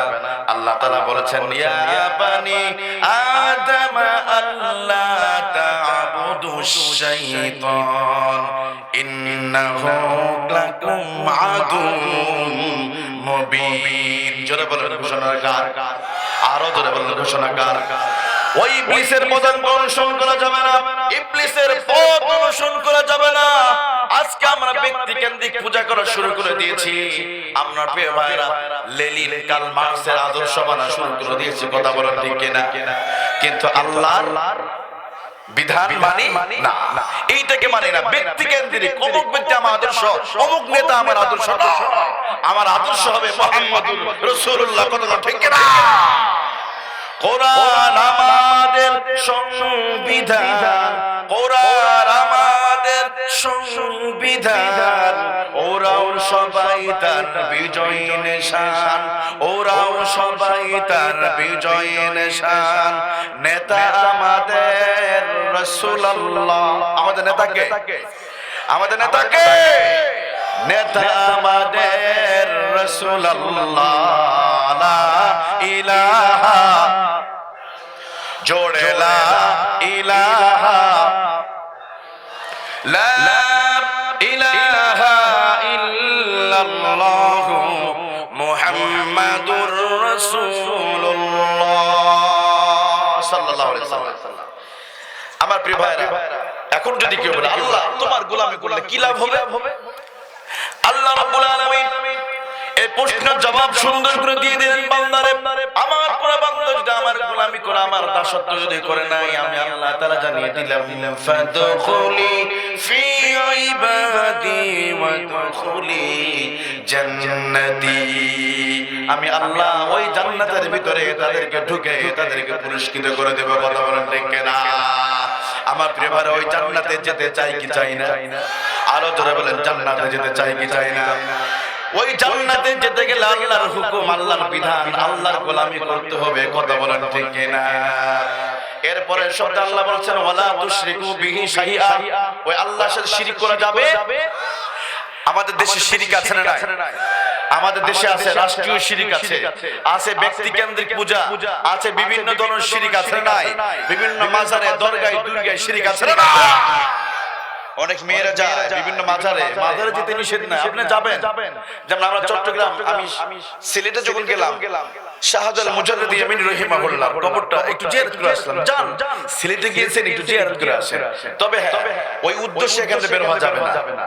ওখানে গিয়েছেন ভ্রমণ করে আসেন, জিয়ারত করে আসেন, কিন্তু ওখানে গিয়ে সেজদা দিবেন নয়, সেজদা করা যাবে? এই যে দেখেন আমাদের মাথাটা উপরের দিকে আছে না, যত প্রাণী আছে সবার মাথা থাকে জমিনের দিকে, কুকুরের মাথা থাকে নিচের দিকে। পৃথিবীতে সবচেয়ে স্থলপথে যে বড় প্রাণী বলা হয় হাতি, তাই না? হাতির মাথা থাকে নিচের দিকে। শুধু মানুষের সম্মান শুধু একটি কারণে হয়েছে, এই মানুষ আল্লাহকে সিজদা দেয়। আল্লাহু আকবার। সিজদা দেওয়ার কারণে আমাদের মাথা থাকে উপরের দিকে। এই মাথা নিচে মানুষের পায়ের জন্য নয়, এই মাথাটা আল্লাহর কদম মোবারকে সিজদা দেওয়ার জন্য। কথা বলেন ঠিক না? কিন্তু আজকে বাংলাদেশে বিভিন্ন জায়গায়, বিভিন্ন মাজারে, দরগায়, দুর্গায় সিজদা হয়। আমার প্রিয় ভাইরা, এই জায়গাগুলোতে কোনোদিন যাবেন না।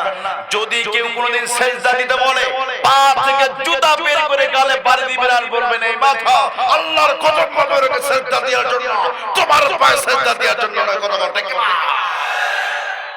আবার এখন তো এমন পীর আছে বন্ড পীর, তবে হক্কানিদের বিরুদ্ধে আমরা বলছি না। তোরা তো বলে এখন আছে ইদানিং আমি বের হচ্ছে, আবার পত্রিকায় দেখতেছি একবার ন্যাংটা ছবি, কাপড়ও নাই, পোশাকও নাই, ন্যাংটা পীরও আছে না নাই। আবার দলিল দাও, হুজুর কথা সামনে বলবেন, ন্যাংটা হতে ন্যাংটা পীরের পিছনে আমাদের দলিল আছে। কি দলিল? হুজুর বলেন তো, যেদিন আমরা পৃথিবীতে আসলাম তখন আমাদের পরনে কয়টা কাপড় ছিল? কয়টা ছিল আমাদের কাপড়? হুজুর বলেন হ্যাঁ আমাদের কাপড় তো ছিল না, আমরা ন্যাংটা হয়ে জন্ম হয়েছে সবাই। হুজুর আবার জবাব দিতে হবে আপনাকে, যেদিন মরে যাব, কবরে চলে যাব, কাফনের কাপড় পরানো হবে, পোকায় আমাদের কাপড় খেয়ে শেষ করে দিবে, আমরা আবারও ন্যাংটা। তো জীবনের শুরুতেও ন্যাংটা, শেষেও ন্যাংটা, এই মাঝখানে 30 আর 40 বছরের জন্য কি জন্য কাপড়ের প্রয়োজন আছে? এই জন্য আমরা ন্যাংটারা, ন্যাংটা কমিটির সদস্যবৃন্দ, আমরা এখন তার কাপড় জীবনের শুরুতেও নাই, শেষে নাই, কিসের কাপড়? তো হুজুর বলছে, তো হুজুরদেরকে যদি তুমি মারবা, হুজুরদের যদি ওয়াজের প্যান্ডেলে মানে হুজুররা মারবে জানাজার প্যান্ডেলে, কথা বল ঠিক কিনা? হুজুরদের কাছে যুক্তি নাই। তো এবার সে যুক্তি দিল, ঠিক আছে। একবার হযরত ওমরকেও ঠকানোর জন্য খ্রিস্টান এসে বলল, ওমর তুমি 4টি প্রশ্নের জবাব দিবে, যদি দিতে পারো আমি মুসলমান হয়ে যাব। বলো তো ওটা কোন জায়গা যেখানে সূর্যের আলো জীবনে একবার পৌঁছেছে? ওটা কোন জায়গা যেখানে বাহির থেকে কোনো খাবার দেওয়া হয় না, কিন্তু জেলখানা ভিতরে যে থাকে সে জীবিত? ওরা কোন দুই ভাই একই দিনে মৃত্যু, একই দিনে জন্ম? অমর তোমাকে বলতে হবে ওটা কোন জীবন্ত কবর? কবর জীবিত, কবরের বাসিন্দা জীবিত।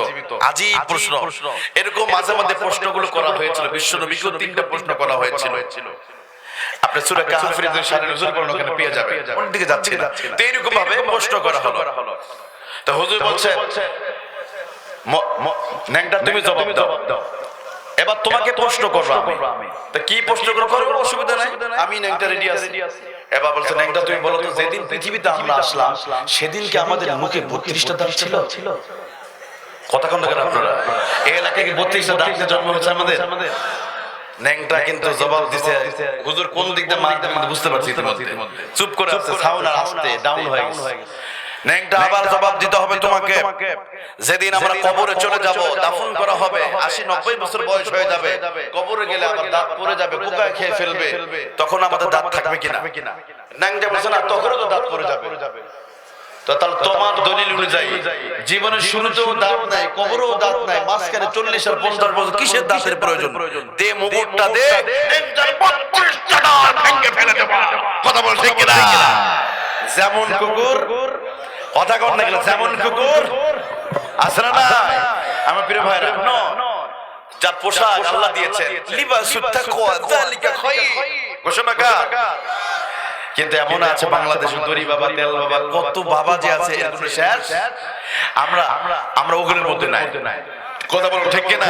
তবে যেখানে শিরক আছে শিরকগুলো বন্ধ করতে হবে। কথা কোন আমার প্রিয় ভাইরা, আমার প্রিয় ভাইরা, এই যে 21শে ফেব্রুয়ারি চলে গেল, আজকে কত তারিখ? 26শে ফেব্রুয়ারি। এই 26শে ফেব্রুয়ারি আজ থেকে 4 দিন আগে বাংলাদেশে 364 দিন কোনো খোঁজ খবর নাই, শহীদ মিনার বিভিন্ন জায়গায় কলা গাছ দিয়ে শহীদ মিনার বানিয়েছে, কলা গাছ দিয়ে শহীদ মিনার বানানো হয়েছে। 364 দিনের কুকুর বিড়াল প্রসাব করলো, পায়খানা করলো, আর সেখানে একটা দিন 21শে ফেব্রুয়ারির দিন যে ফুল কিনে নমনম করলেন, এটা সেজদা করে, এটা সেজদা, এটা একটা শিরক হয়ে গেছে। কথা বলো ঠিক না? শহীদদের জন্য দোয়া করতে হলে সহি পদ্ধতি সূরা ফাতিহা, সূরা ইখলাস, দরুদ ইব্রাহিম। আজকে যদি জব্বার যদি কথা বলতে পারতো, সে এসে বলতো, ওহে বাংলার মুসলমানরা, 1952 সালে তোমাদের জন্য রক্ত দিলাম মায়ের ভাষাকে উজ্জীবিত করার জন্য, জীবিত রাখার জন্য, তোমরা পারো না আমার জন্য একটিবার সূরা ফাতিহা পড়ে দোয়া করতে? আজকে তোমরা ফুল কিনে আমাদের পূজা দাও, আমার কবরতে কিছুই যায় না। আজকে ময়মনসিংহ এলাকার আব্দুল খালেক ভাষা সৈনিক এখনো জীবিত আছে, জানেন? আপনারা খোঁজ নিয়েছেন? এই মানুষটি 3 বেলা খাবার খেতে পারে না, সকালে খেলে দুপুরে খাবার নাই, অথচ আমার বাংলা জমিনে 21শে ফেব্রুয়ারিতে কোটি টাকার ফুল কিনে ওই শহীদ মিনারে পূজা দেওয়া হয়েছে। আর আব্দুল খালেক শহীদ মিনার যারা ভাষাকে রক্ত দিয়েছে, তারা মানবতার জীবন যাপন করছে। কথা বলে ঠিক কিনা? এটা ভাষা শহীদদের জন্য ভালোবাসা নয়, এটা হলো ওদের সাথে বেঈমানি করা হয়েছে। ওদের যদি বলতে পারতো, কথা বলতে পারতো, ওরা বলতো তোমরা এক নম্বর বেঈমান, তোমরা বেঈমান, তোমাদের জন্য রক্ত দিলাম আর তোমরা আমাদের জন্য পূজা দিলে। কথা বললে কেন? খালি পায় না। আমি ওই দিন মাহফিল ছিল খুলনাতে, খুলনায় প্রোগ্রাম করে মাহফিল শেষে আমরা সূরা ফাতিহা, সূরা ইখলাস, দরুদ ইব্রাহিম করে আমাদের ভাষা সৈনিকদের জন্য দোয়া করেছি। আলহামদুলিল্লাহ, এটা একটা সহিহ পদ্ধতি। আর শিরক আছে না? শিরক আছে। বাংলাদেশ যে একজন আলেমের নাম না নিলেই নয়, এখানে আমি একটু স্মরণ করে দেই। বাংলাদেশের যে সংসদ ভবনটা আছে না, এই সংসদ ভবনটা তৈরি করে দেন খ্রিস্টান, তিনি মানে যিনি এটা মডেল ডিজাইন করেছিলেন। এই সংসদ ভবনে যখন সাংসদরা যখন প্রবেশ করে তখন মাথা নিচু করে প্রবেশ করতে হতো। এটা জানেন আপনারা? অনেকে জানেন। কিন্তু এই সংসদে একজন আল্লাহ ওলি গিয়েছিলেন, যিনি 52 বছর ধরে শুধু বাংলাদেশ নয় গোটা পৃথিবীতে কোরআনের তাফসীর করেছেন। সে বিশ্ব নন্দিত মুফাসসির কোরআন আল্লামা সাঈদী তারপায় তিনি বলেছিলেন, এইটাকে ছোট করে নয়, এটা বড় করতে হবে। কোন সংসদ সদস্য মাথা নিচু করে যাওয়া মানে এখানে সেজদা করা। কথা বলা ঠিক কিনা? তিনি এখন পর্যন্ত বাংলাদেশ যতদিন মানুষ জীবিত থাকবে ততদিন পর্যন্ত সংসদ সদস্যদেরকে এই শিরক থেকে বাঁচিয়েছেন। কথা বলা ঠিক কিনা? অন্তত আমি মনে করি আল্লাহ যদি তার কোনো কিছু গুনাহ maaf করুক আর নাই করুক, অন্তত এই একটা ভালো কাজ করার জন্য আল্লাহ তাআলা হয়তো ওনাকে maaf করে দিবে। কথা বলা ঠিক কিনা? কারণ এই মাথা ওখানে নিচু করা যাবে, নিচু করা যাবে। এই মাথা নিচু হবে কার কাছে? আল্লাহর কদম মোবারকের কাছে। কথা বলো ঠিক কিনা? আমার প্রিয় ভাইরা, এই জন্য আল্লাহ বলেন যদি কেউ শিরক করে, ইন্নাল্লাহা লা ইয়াগফিরু আন ইউশরাকা বিহি ওয়া ইয়াগফিরু মা দুনা যালিকা লিমান ইয়াশা। আরে বান্দারে, যদি তোমরা শিরক করো, শিরকের গুনাহ আমি আল্লাহ তাআলা কোনদিন আমি maaf করে দিব না। কথা বলো ঠিক কিনা? আমার প্রিয় ভাইরা, এবার আসেন তৃতীয় নাম্বার হক। কত নাম্বার? আল্লাহ তাআলা বললেন ওয়া বিল ওয়ালিদাইনি ইহসানা। জোরে বলুন আল্লাহু আকবার, আরো জোরে বলুন আল্লাহু আকবার। আল্লাহ তাআলা বলেন আমি আল্লাহ তাআলা যেই মা বাবার মাধ্যমে দুনিয়াতে আমি তোমাদেরকে পাঠিয়েছি, অতএব তোমার এক নম্বর দায়িত্ব আল্লাহর গোলামি করার পরে ওই তোমার মা বাবার হক তোমার আদায় করতে হবে। কথা বলেন ঠিক কিনা?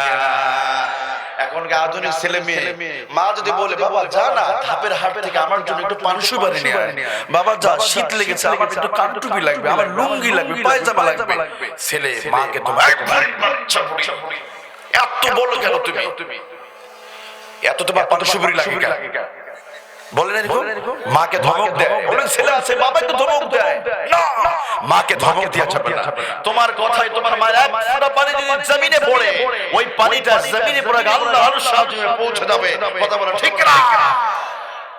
মাকে ধমক দেয়া মানে কি আপনি জানেন? কত বড় অপরাধ করছেন। আমার যুবক পরিবার অনেক সময় দেখে আমাদের মা বাবারা যখন বয়স হয়ে যায় আবার ছোট্ট বাচ্চাদের মতো আচরণ করে না? দেখবেন কাপড়ে প্রস্রাব করে, পায়খানা করে, নষ্ট করে দেয়। তখন ওনাকে কি করে? মারে একটা নরমাল বাড়িতে রেখে ওনারা থাকেন শহরে, টাইলস করা রুমে আছে, এসি আছে, রেফ্রিজারেটর, দামি দামি জিনিস, কিন্তু মা পরে আছে প্রস্রাব পায়খানা 2 দিন ধরে, এক সপ্তাহ ধরে কাপড় পরিষ্কার করে না, ময়লা দুর্গন্ধ হয়ে আছে, এগুলো পরিষ্কার করতে চায় না। আছেন আবার এখনকার আধুনিক বউরা এগুলো করতে চায়। কিন্তু না, আপনি একদিন শাশুড়ি হবেন বোন, আজকের বৌমা আগামী দিনে কি? আজকের মেয়ে আগামী দিনের বউ, আগামী দিনের শাশুড়ি। আবার আজকের শাশুড়ি আগামী দিনে আপনি কি বুড়ি হয়ে যাবেন, ডেট ফেল হয়ে যাবে। অতএব আপনি আপনার বৌমার সাথে ভালো আচরণ করেন, তাই না? আপনি তো ভালো আচরণ করেন, যদি না করেন আপনি আপনার বৌমার কাছে ভালো আচরণ পাবেন না। এই জন্য কি করতে হবে? উভয়কে কম্প্রোমাইজ করতে হবে, উভয়কে ভালোবাসা দিতে হবে, তাই না আমার প্রিয় ভাইরা? কিন্তু দেখেন আজকে দুর্ভাগ্য, অনেকে ওই বয়স্ক বুড়ি মাকে ধমক দেয়, প্রস্রাব করলে পায়খানা করলে ধুতে চায় না।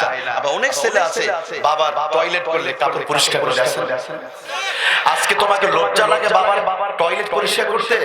এই ছেলে তোমার বয়স যখন 2 বছর ছিল, 3 বছর, তখন তোমার বাবার কোলে তুমি পায়খানা করে দিয়েছো, দেই না? তোমার মা প্রচন্ড শীতের সময় মাঘ মাসে রাত 1টার সময় ডান পাশে রেখেছিল, তুমি প্রস্রাব করে হাঁসের বাচ্চার মতো পায়খানা করে ডান পাশে ভিজে বন্যা করে দিলে, মা আবার পরিষ্কার করে বাম পাশে রেখে দিল, রাত 3টার সময় আবার তুমি টয়লেট করে দিলে। একটি বারের জন্য মা ধমক দিয়েছে, এটা করাতে পারে বাবা তার ছেলেকে উঠানে নিয়ে গল্প করছে, হঠাৎ দেখেন বয়স হয়ে গেলে বেশি প্রশ্ন করে, ছেলেকে বলছে বাবা ওই যে পাখিটার নাম কি? কালো কাক দেখে বলছে কাক। ওই পাখিটার নাম কি? ছেলে বলছে বাবা ওইটার নাম হলো কাক। মানে ছেলে বাবাকে বলছে। আবার বাবা বয়স্ক বৃদ্ধ বাবা বলছে বাবা ওই কালো পাখিটার নাম কি? দ্বিতীয়বার আবার প্রশ্ন করছে। তো ছেলে বলছে বাবা ওইটার নাম হলো কাক। আবার তৃতীয়বার বৃদ্ধ বাবা ছোট বাচ্চা মতো হয়ে যায়, বারবার প্রশ্ন করে দেখবেন। আবার বলছে বাবা ওই পাখিটার নাম কি? ছেলে এবার তৃতীয়বারের মাথায় ধমক দেয়, তোমার চোখে ছানি পড়ে গেছে বোঝো না?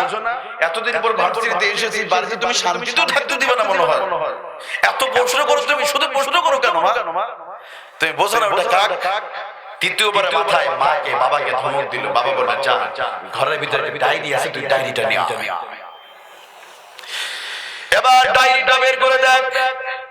খোকা তোর বয়স যখন 6 বছর ছিল, আজ থেকে ঠিক 20 বছর আগে এখানে এই জায়গায় বসে তুই আমারে প্রশ্ন করেছিলি। এখানে বসে তুই আমাকে বলেছিলি বাবা ওই পাখিটার নাম কি? সেদিন আমি তোর বাবা হয়ে আমি বলেছিলাম বাবা ওই পাখিটার নাম হলো কাক। আবার কিছু দূর যাওয়ার পরে তুই বলেছিলি বাবা ওই পাখিটার নাম কি? সেদিন আমি বলেছিলাম বাবা তুমি ছোট্ট মানুষ বোঝো না, ওইটার নাম হলো কাক। একবার নয় দুইবার নয়, তুমি ডায়েরির মধ্যে বের করে দেখো 18 থেকে 20 বার তুমি প্রশ্ন করেছো বাবা। আমি 20 বার জবাব দিয়েছি, একবারের জন্য আমি তোমার ধমক দেই না। আজকে 20 বছর পরে তৃতীয়বার প্রশ্নের মাথায় আমার ধমক দিলি তুই আমারে। ছেলে বুঝতে পেরেছে, ভুল বুঝতে পেরেছে। না বাবা তুমি মাফ করে দাও, আমি ভুল করেছি, আমার প্রিয় খবরদার। এই মা টয়লেট করে ময়লা আবর্জনা পড়ে থাকলে পরিষ্কার করে দেবেন, এর বিনিময়ে আল্লাহ আপনার জান্নাত দিবে। কথা বলেন ঠিক কি না?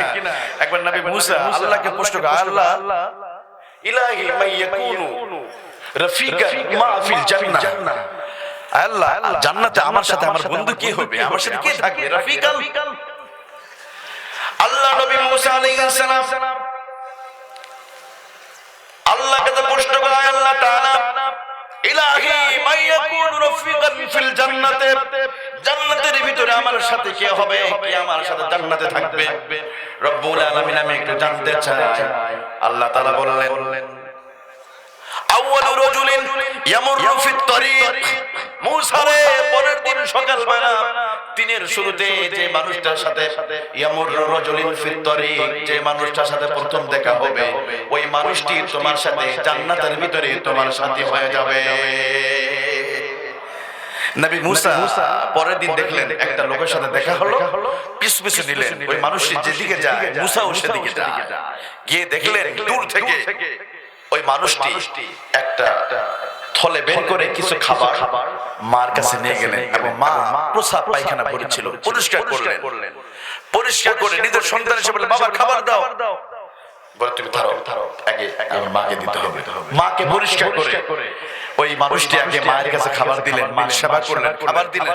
এরপর মা ছেলেকে নিয়ে একটু দোয়া করলেন, বিড়ি করে কি যেন দোয়া করলেন। নবী মুসা আলাইহিস সালাম যখন শেষ হলো, এই ভাই এদিকে আসো, আচ্ছা তুমি প্রতিদিন কি কাজটি করো? হ্যাঁ প্রতিদিন আমি কাজটি করি, আমি সারাদিন পয়সাগিরি করি, এই পরন্ত বিকেলে এসে আমার মা প্রসাব পায়খানা করে থাকে, ময়লা আবর্জনার মধ্যে থাকে, আমি আমার মাকে পরিষ্কার করে দিই। যে খাবার কিনে এনে সারাদিন পরিশ্রম করে টাকা দিয়া, ওই টাকা দিয়ে আগে ছেলে কোনো স্ত্রী কোনো আমার কলিজার টুকরা মারে খাওয়ানোর পরে তখন মা আমার জন্য প্রতিদিন এরকম দোয়া করে। নবী মুসা বলছে বাবা তোমার মা কি দোয়া যেন করে প্রতিদিন বলো তো একটু। এবার বলছে আমার মা প্রতিদিন দুইটা হাত তুলে আল্লাহর কাছে দোয়া করে আল্লাহুম্মা জাআলনি ফিল জান্নাতি মা মুসা আলাইহিস সালাম। আল্লাহু আকবার। প্রতিদিন আমার মা দোয়া করে আল্লাহ তাআলা আমার কলিজার টুকরা সন্তান আমার জন্য খেদমত করে, এত কষ্ট করে আল্লাহ তুমি মেহেরবানি করে আমার এই সন্তানটাকে জান্নাতের ভিতরে জামানার শ্রেষ্ঠ নবী মুসার তুমি বন্ধু বানায় দাও। আর যারা বলল সুবহানাল্লাহ, তাহলে মায়ের খেদমত করলে জান্নাত আছে না? অতএব যুবক কোথায় তুমি পড়ে থাকো? আজকে মোবাইলে এমবি তুলে 1 জিবি এমবি কিনতে লাগে 54 টাকা। কত লাগে যুবক ভাইরা? 1 জিবি 54 না? অত 2 জিবি তাও 3 দিন মেয়াদ, বেশি দিন নয়। 2 জিবি মেগাবাইট দিয়ে 54 দিন মানে 2 দিন মেয়াদ থাকে। কিন্তু আল্লাহর কসম করে বলি তুমি ওই 54 টাকা দিয়ে 2টা আপেল কিনে যদি বলো মা এই দিন আপেল তোমার দিলাম, এই বেদনাটা মা তুমি খেয়ে নিবে মা, তোমার বয়স হয়ে গেছে বাবা, তোমার দাড়ি পেকে গেছে, তুমি বেশি দিন বাঁচবা না, না তুমি আপেল খাও, বেদনা খাও। দেখবে মায়ের চোখ দিয়ে ওই আপেল হাতে নেওয়ার আগে মায়ের চোখ দিয়ে ঝরঝর করে পানি পড়ছে। সুবহানাল্লাহ বলবেন না? এই পানি কোটি টাকা দিয়ে পাওয়া যাবে না ভাই, এইটা টাকা দিয়ে পাওয়া যাবে না। ওই তোমার 54 টাকা তোমার জান্নাত হতে পারে, কিন্তু লক্ষ লক্ষ টাকা দিয়ে ওই মোবাইলে তালাশ করে তুমি নায়ক নায়িকা অশ্লীল সিনেমা তুমি পেতে পারো, কিন্তু ওখানে তুমি যদি 54 টাকা ব্যয় করলে তুমি তোমার আল্লাহকে পেয়ে যেতে পারবে। কথা বলো ঠিক না? আমার প্রিয় ভাইরা, বাইতুল্লাহর একজন ইমাম আছেন, ইমাম আদেল কালবানি। ও যখন বাইতুল্লাহ ইমাম হলেন, এলাকার মানুষগুলো প্রশ্ন করলে, ইমাম আদেল কালবানি তুমি বাইতুল্লাহর ইমাম কেন হতে পারলে, কিভাবে হতে পারলে? বাইতুল্লাহর ইমাম তো স্বাভাবিক কোনো বিষয় নয়। ইমাম আদেল কালবানি বলেন, আমি বাইতুল্লাহর ইমাম হওয়ার পিছনে আমার কোনো অবদান নাই, আমার বৃদ্ধা মায়ের দোয়ার কারণে আমি বাইতুল্লাহর ইমাম হতে পেরেছি। জোরে করুন না সুবহানাল্লাহ। নেটে সার্চ দিবেন, দেখবেন বাইতুল্লাহর কালো নিগুর একটা ইমাম পাবেন। অথচ কাবার ইতিহাসে কোনো কালো ইমাম নেই বললেই চলে। অথচ তিনি একজন কালো ইমাম। ওনাকে প্রশ্ন করা হলো তুমি কিভাবে হতে পারলে, কেদিন টাকা? তখন সে বলল, ছোটবেলা আমি দুষ্টামি করতাম, আমার মা শুধু কথায় কথায় বলে যা আল্লাহ তোরে কাবার ইমাম বানায় দেয়। তো একদিন আমি দুষ্টামি করতেছিলাম, আমার মা দূর থেকে ছুটে আসলো, তেড়ে আসলো। বুঝলাম মা মনে হয় মেরে আমায় শেষ করে দিবে, কিন্তু নয়। আমার মা এসে আমার মাথায় হাত দিয়ে বলল যা আল্লাহ তোরে কাবার ইমাম বানায় দেয়। সুবহানাল্লাহ বলেন। যেদিন বাদশা আব্দুল্লাহ 5 জন ইমামের ভিতরে শেখ ইমাম আদেল কালবানি আরব উপসাগরের আফ্রিকান এক দেশের নাগরিক গরিব মানুষের নাম যখন ঘোষণা করেছে, ইমাম আদেল কালবানি জমিনে সিজদা করে সে শাহাদাত দেয়। আজকে বাইতুল্লাহর ইমাম হওয়ার পিছনে আমার ওই বৃদ্ধা মায়ের দোয়ার কারণে আজকে ইমাম হতে পেরেছে। সুবহানাল্লাহ। অতএব আমার প্রিয় ভাইরা, এই মার দোয়া গর্দোয়া দুটাই কবুল করুন কে? অতএব এইটা করবেন না। আপনার বাড়িতে মা বাবা আছে, আপনি সবচেয়ে ধন্য। আপনার বাড়িতে বড় পীর আছে, ওদের সেবা করেন, আল্লাহ জান্নাত পেয়ে যাবেন। কথা কোন ঠিক কি না? সাথে সাথে আমার বোনদেরকে একটু বলবো, ভাইদেরকে বলবো, এই যে দেখেন অনেকেই বাচ্চা যদি দুষ্টামি করে অনেক সময় কুকুরের বাচ্চা, হনুমানের বাচ্চা বলি না, এগুলো বলবেন না। বললে ভবিষ্যতে হারামজাদার মতো আচরণ করবে। কথা কোন ঠিক কি না? আপনার ছেলে যদি ভুল করে বলে যা আল্লাহ তোরে জামানার শ্রেষ্ঠ মুহাদ্দিস বানাক, জামানার শ্রেষ্ঠ মুফাসসির বানাক, এমন দোয়া করবেন। দুষ্টামি করলো একই দোয়া, খারাপ কাজ করলো একই দোয়া করে দেখবেন একদিন আল্লাহ হয়তো কবুল করবে। কারণ অনেক মায়েরা কি করে, একটু দুষ্টামি করলে অথবা একটু কিছু নষ্ট করে অথবা মোবাইলে ফেলে দিয়েছেন ছেলেগুলো, কুত্তার বাচ্চা কুত্তা বলেন। আমার মা বোনেরা একটু ধৈর্য হারাবে। মা আপনি 10 মাস 10 দিন পেটে ধারণ করতে পেরেছেন, এতদিন কষ্টই করলেন, একটু সহ্য করা যায় না? এটা করবেন না। এই ইমাম আদেল কালবানির মতো করবেন, দেখবেন আপনার ছেলে একজন কাবার ইমাম হয়। আল্লাহুম্মা আমিন বলেন। আমার প্রিয় ভাইরা, এই জন্য আমি বললাম তৃতীয় নম্বর হক আল্লাহ বলেন ওয়া বিল ওয়ালিদাইনি ইহসানা। খবরদার তোমরা তোমাদের মা বাবার সাথে খারাপ আচরণ করবে না, তাদের সাথে ভালো আচরণ করতে হবে। কথা বলেন ঠিক কি না? এবার আসলে আল্লাহ তাআলা বলেন চতুর্থ নম্বর হক আদায় করি ওয়া বিদিল কুরবা। তোমার নিকট আত্মীয় যারা আছে, আত্মীয়দের সাথে হক আদায় করতে হবে। আমার প্রিয় ভাইরা, আজকে আমাদের সমাজে আত্মীয়তার হক আছে না উঠে গেছে? নাই। মামা ভাগনা মিল না, কারণ মামা ভাগিনার জমি লিখে নিয়েছে, মানে বোনের জমি নিজের নামে লিখে নিয়েছে। মামা ভাগনার সম্পর্কে এখন দাও কুরাল আছে না? আমার প্রিয় ভাইরা, আজকে আত্মীয়তার হক নাই। বিশ্বনবী বলেছেন লা ইয়াদখুলুল জান্নাহ, জান্নাতে যাবে না আত্মীয়তার হক যারা নষ্ট করবে। আবার কেউ যদি বেশি শক্তি দিয়ে 1 বিঘা জমিন যদি কেউ নিজের নামে দখল করে নাই, জমির আল ঠেলতে চলে যায় আরেকজনের জমিতে। তবে রংপুর এলাকা নাই, মিঠাপুকুরে কিন্তু এগুলো নাই, আছে না? নাই। মনে রাখবেন বিশ্বনবী বলেছেন মান আখাযা শিবরাম মিনাল আরদি যুলমান ফা ইন্নামা তাওয়াকাহু ইয়াউমাল কিয়ামাহ। বিশ্বনবী বলেন কেউ যদি 1 বিঘা, এই এতটুকু জায়গা, কতটুকু দেখেন তো, 1 বিঘা জায়গা যদি কেউ দখল করে নাই, বোনের হোক ভাইয়ের হোক শরীকে ফাঁকি দেয়া হোক, এতটুকু জায়গা যদি কেউ দখল করে নাই, আমার নবী বিশ্বনবী বলেন কিয়ামতের ময়দানে আমার আল্লাহ 7 তাবক জমিনটা গলায় মালা পরে দেবে। নাউজুবিল্লাহ বলেন। এবার আসে গেল হুজুর এত দোয়া করে দোয়া কবুল হয় না, তখন আমাদের দোষ নাকি? দোয়া কবুল হবে কেমনে? এক হাতে রব্বানা যালামনা, অন্য হাতে অন্যের জমিন নিজের নামে দখল করেছেন, দোয়া কবুল হবে? এক হাতে রব্বানা যালামনা, আর এক হাতে সুদের দেনা পাওনা। তবে এই মিঠাপুকুর এলাকার মানুষ সুদ খায়? সুদ হালাল না হারাম? আর একটু আস্তে বলুন, যারা খাওয়ার শুনতে পাবে। সুদ হালাল না হারাম? আমার প্রিয় ভাই, আল্লাহর কসম করে বলি, বিশ্বনবী বলেছেন সুদের সর্বনিম্ন গুনাহ হলো নিজের মায়ের সাথে জিনা করা। কথা বলো ঠিক কি না? আল্লাহ কোন আয়াতে এত কঠিন ভাবে বলেন নাই। আচ্ছা, কোরআনে 82 জায়গায় নামাজের কথা বলেছেন, কিন্তু একটি জায়গায় বলেন নাই নামাজ না পড়লে ডাইরেক্ট জাহান্নামে যাবি। বলা হয় নাই নামাজ না পড়লে তোর সাথে যুদ্ধ ঘোষণা করলাম। দেখাতে পারবেন কেউ? কিন্তু আল্লাহ তাআলা মুমিনদেরকে ডেকে বলছেন, ইয়া আইয়ুহাল্লাযীনা আমানু তাকুল্লাহা ওয়া যারু মা বাকিয়া মিনার রিবা ইন কুনতুম মুমিনিন ফাইন লাম তাফআলু ফাআযানু বিহারবিন মিনাল্লাহি ওয়া রাসূলিহি। আল্লাহ রাসূলের সাথে যুদ্ধ ঘোষণা করা। সুদ খাওয়া মানে কি? আল্লাহ রাসূলের সাথে যুদ্ধ ঘোষণা। না, আমরা সুদ খাবো না। যদি খান দোয়া কবুল হবে। এক হাতে রব্বানা যালামনা, অন্য হাতে আর এক হাতে যৌতুকের মোটরসাইকেল, দোয়া কবুল হবে। মিঠাপুকুর এলাকার মানুষ যৌতুক নেয়। এদিকে যৌতুক চলে, দেখেন সব উনি মাথায় ঘুরে বলতেছে। আরে আচ্ছা ভাই, একজন বাবা একটা মেয়েকে 18 বছর ধরে তিল তিল করে বড় করলো। আরে সে তো বিয়ের সময় নিজের কলিজা বের করে আপনাকে দিয়েছে। ভাই, আবার কেন যৌতুক লাগবে আপনার? কথা কর না কেন? বিশ্বনবী যৌতুক দেয় না। অতএব যারা যৌতুক নেবে ওর হাসর হবে শ্রীকৃষ্ণের সাথে। যে যৌতুক নেবে ওর হাসর হবে কুখ্যাত খুনি নরেন্দ্র মোদীদের সাথে। কথা বলা ঠিক না? কোন সাহাবী কোন নবী যৌতুক নেয় না। যৌতুক নিয়েছেন তো মরে গেছেন, দোয়া কবুল হবে? হবে না। এই যে মোবাইল আছে না, মোবাইলে আমরা পাসওয়ার্ড দেই, 1 2 3 4 দিন লক করি। যে লক করে সে তার অন্য কেউ খুলতে পারে না। তো আপনি আপনার পাসওয়ার্ড ভুল করে ফেলেছেন। আপনি মাকে গালি দিয়েছেন, পাসওয়ার্ড ভুল, মোবাইল খুলবে না। আপনি অন্য সম্পদ দখল করেছেন, পাসওয়ার্ড ভুল, মোবাইল খুলবে না। আপনি স্ত্রীকে পিটিয়েছেন, পাসওয়ার্ড ভুল, দোয়া কবুল হবে না। আপনি সুদ খেয়েছেন, পাসওয়ার্ড ভুল, আপনার মোবাইলও খুলবে না, দোয়া কবুল। অতএব প্রিয় ভাই, না, স্ত্রীকে গালি দেওয়া যাবে না। ওদের পিটা, অনেকে দেখেন যৌতুকের পুঁজি করে স্ত্রীকে গালি দেয়, পিটায়। আছেন এরকম? খবরদার প্রিয় ভাই, কই দিনের দুনিয়া। শ্বশুর বাড়ির জিনিস যদি খুশি হয়ে যায় নেবেন, কিন্তু তাদেরকে আঘাত করবেন না।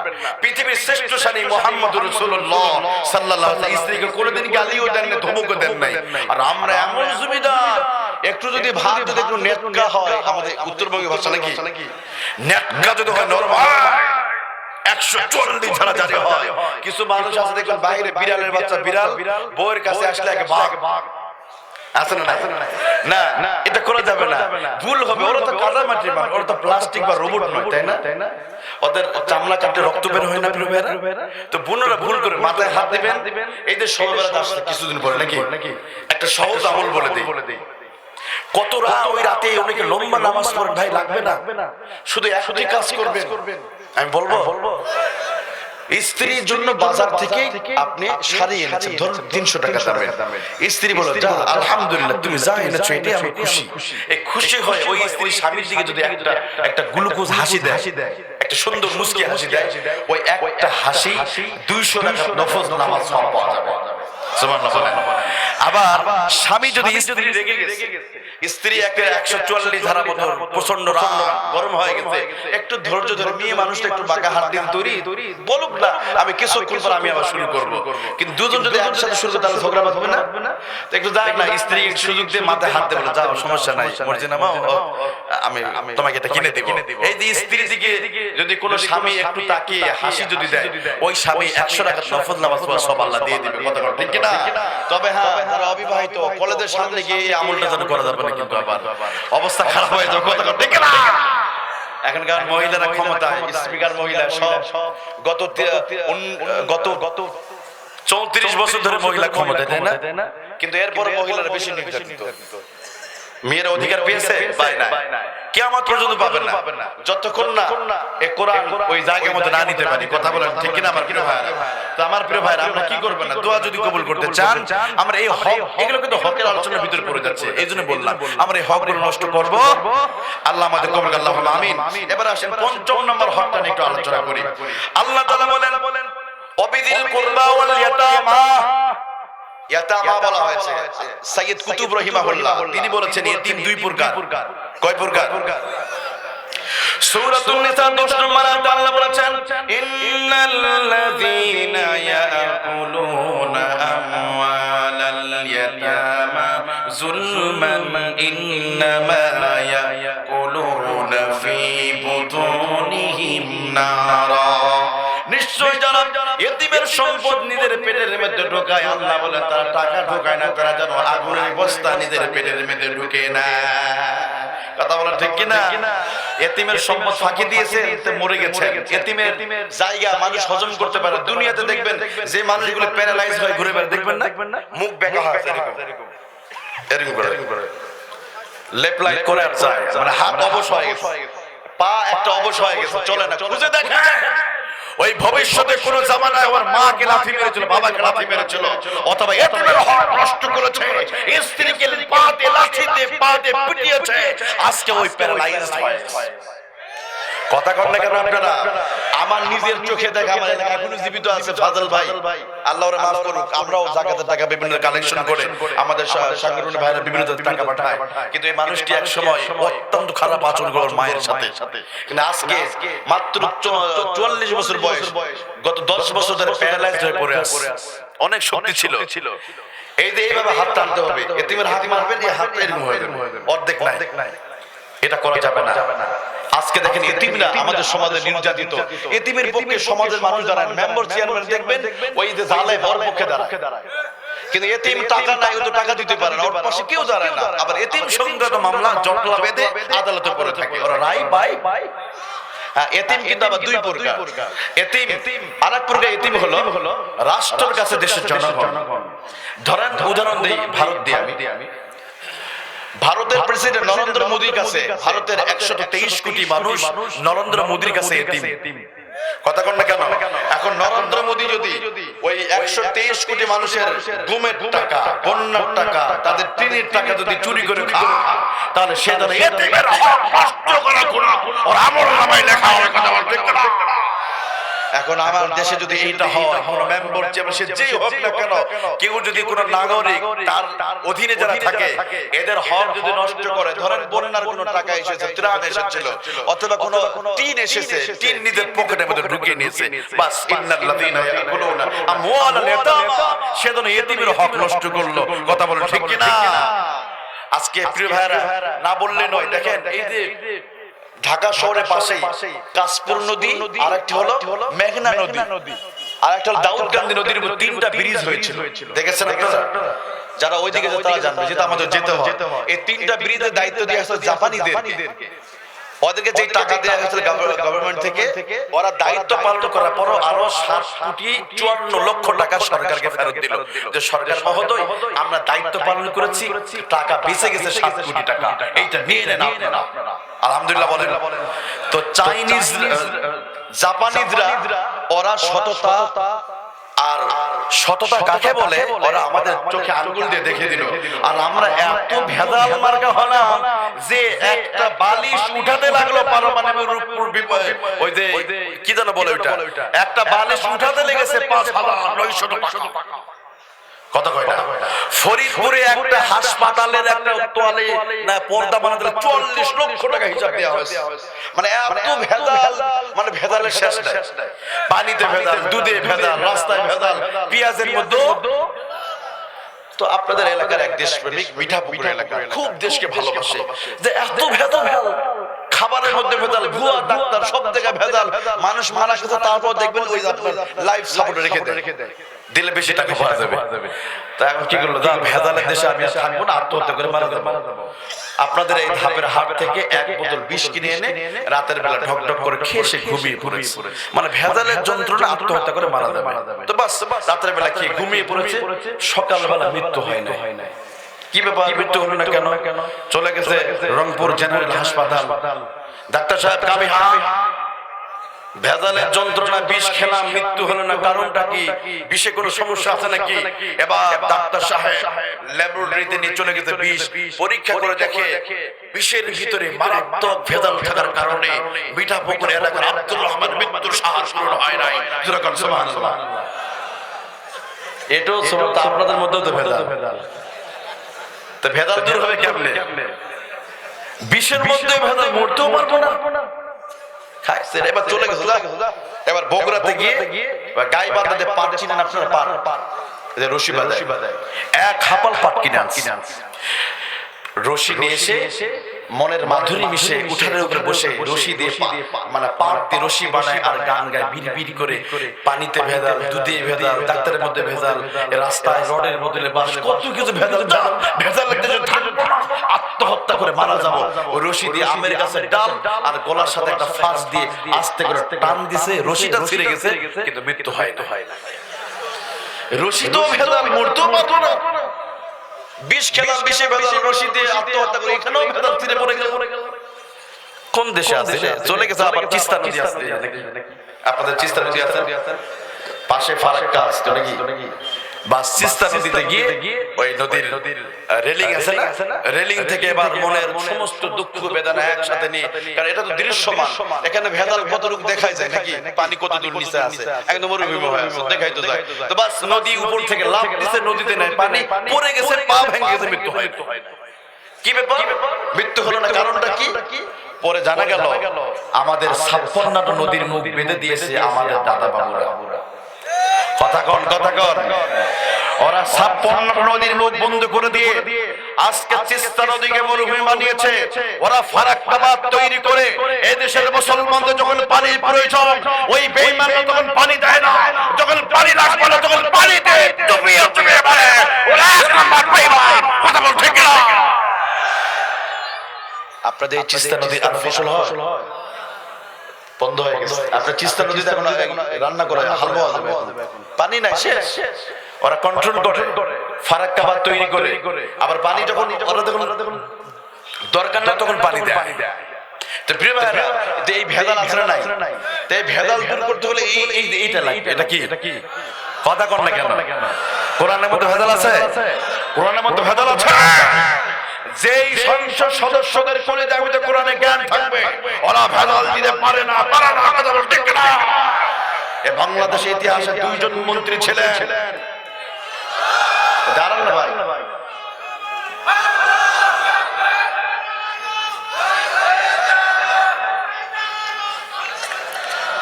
আমার প্রিয় ভাই, এদিকে তাকান। ফখরুদ্দিন মঈনুদ্দিনের সময় 2জন মন্ত্রী ছিল সংসদে। ওরা কিন্তু দাড়িওয়ালা হুজুর ছিল, নাম আমি ভুলে গেছি। ওনারা কিন্তু ওই ফখরুদ্দিন মঈনুদ্দিন সাহেব টর্চ লাইট মেরে তাদেরকে দুর্নীতি পায় না। কথা কন না কেন? কারণ ওদের কলিজার ভিতরে এইটা কি ছিল? তো যুগে যুগে কোরআনের জ্ঞান যাদের কলিজার মধ্যে থাকবে না ভেজাল দিতে পারে। অতএব আমার প্রিয় ভাইরা, বাংলাদেশে ভেজাল মুক্ত করতে হলে এই কোরআন আর মিশনের ভীষণে বাস্তবায়ন করার জন্য আমাদের ঐক্যবদ্ধভাবে ময়দানে ঝাঁপিয়ে পড়তে হবে। কথা বলো ঠিক না? আমার প্রিয় ভাইরা, বিশ্বনবী বলেন, কোন মানুষ যদি এতিমের মাথায় যদি হাতটা বুলায় দেয়, এই হাতের নিচে যতগুলো চুল পড়বে, এতিমের যত চুল থাকবে, আহারে প্রত্যেক চুলের বিনিময়ে আল্লাহ তাআলা গুনাহ maaf করে দিবেন। জোরে বলেন সুবহানাল্লাহ। বিশ্বনবী বলেন যে এতিমকে ভালোবাসবে, কিয়ামতের কঠিন মুসিবতের দিন আল্লাহ জান্নাতের ভিতরে এতিম আর এতিমকে যে ভালোবাসে সে আল্লাহ নবীর সাথে তার হাসর হবে, বিশ্বনবীর পাশে সে জায়গা পেয়ে যাবে। সুবহানাল্লাহ বলেন। আমার প্রিয় ভাইরা, ষষ্ঠ নম্বর হক ওয়াল জারি যিল কুরবা ওয়াল জারিল জুনুব। তোমার পার্শ্ববর্তী এলাকার মানুষ 40 ঘর তোমার যে প্রতিবেশী আছে, প্রতিবেশীর হক তোমার আদায় করতে হবে। কুরবানির সময় নিজে গরু জবাই করলাম 3টা, কিন্তু পার্শ্ববর্তী মানুষকে 1 ফোঁটা গোশত দিলাম না। আছে না এরকম? একেবারে ফ্রিজ ভর্তি করে কুরবানি দিলাম, মানুষকে দেখালাম, কিন্তু পাশে আব্দুর রহমান আহারে রিকশা চালায়, ভ্যান চালায়, কুরবানি দিতে পারে না, কিন্তু আপনি 1 টুকরা গোশত দিতে পারলেন না। আপনার এই যে বেঈমানি, আপনি হক নষ্ট করেছেন, আল্লাহর আদালতে একদিন জবাব দিতে হবে। কথা বলেন ঠিক না?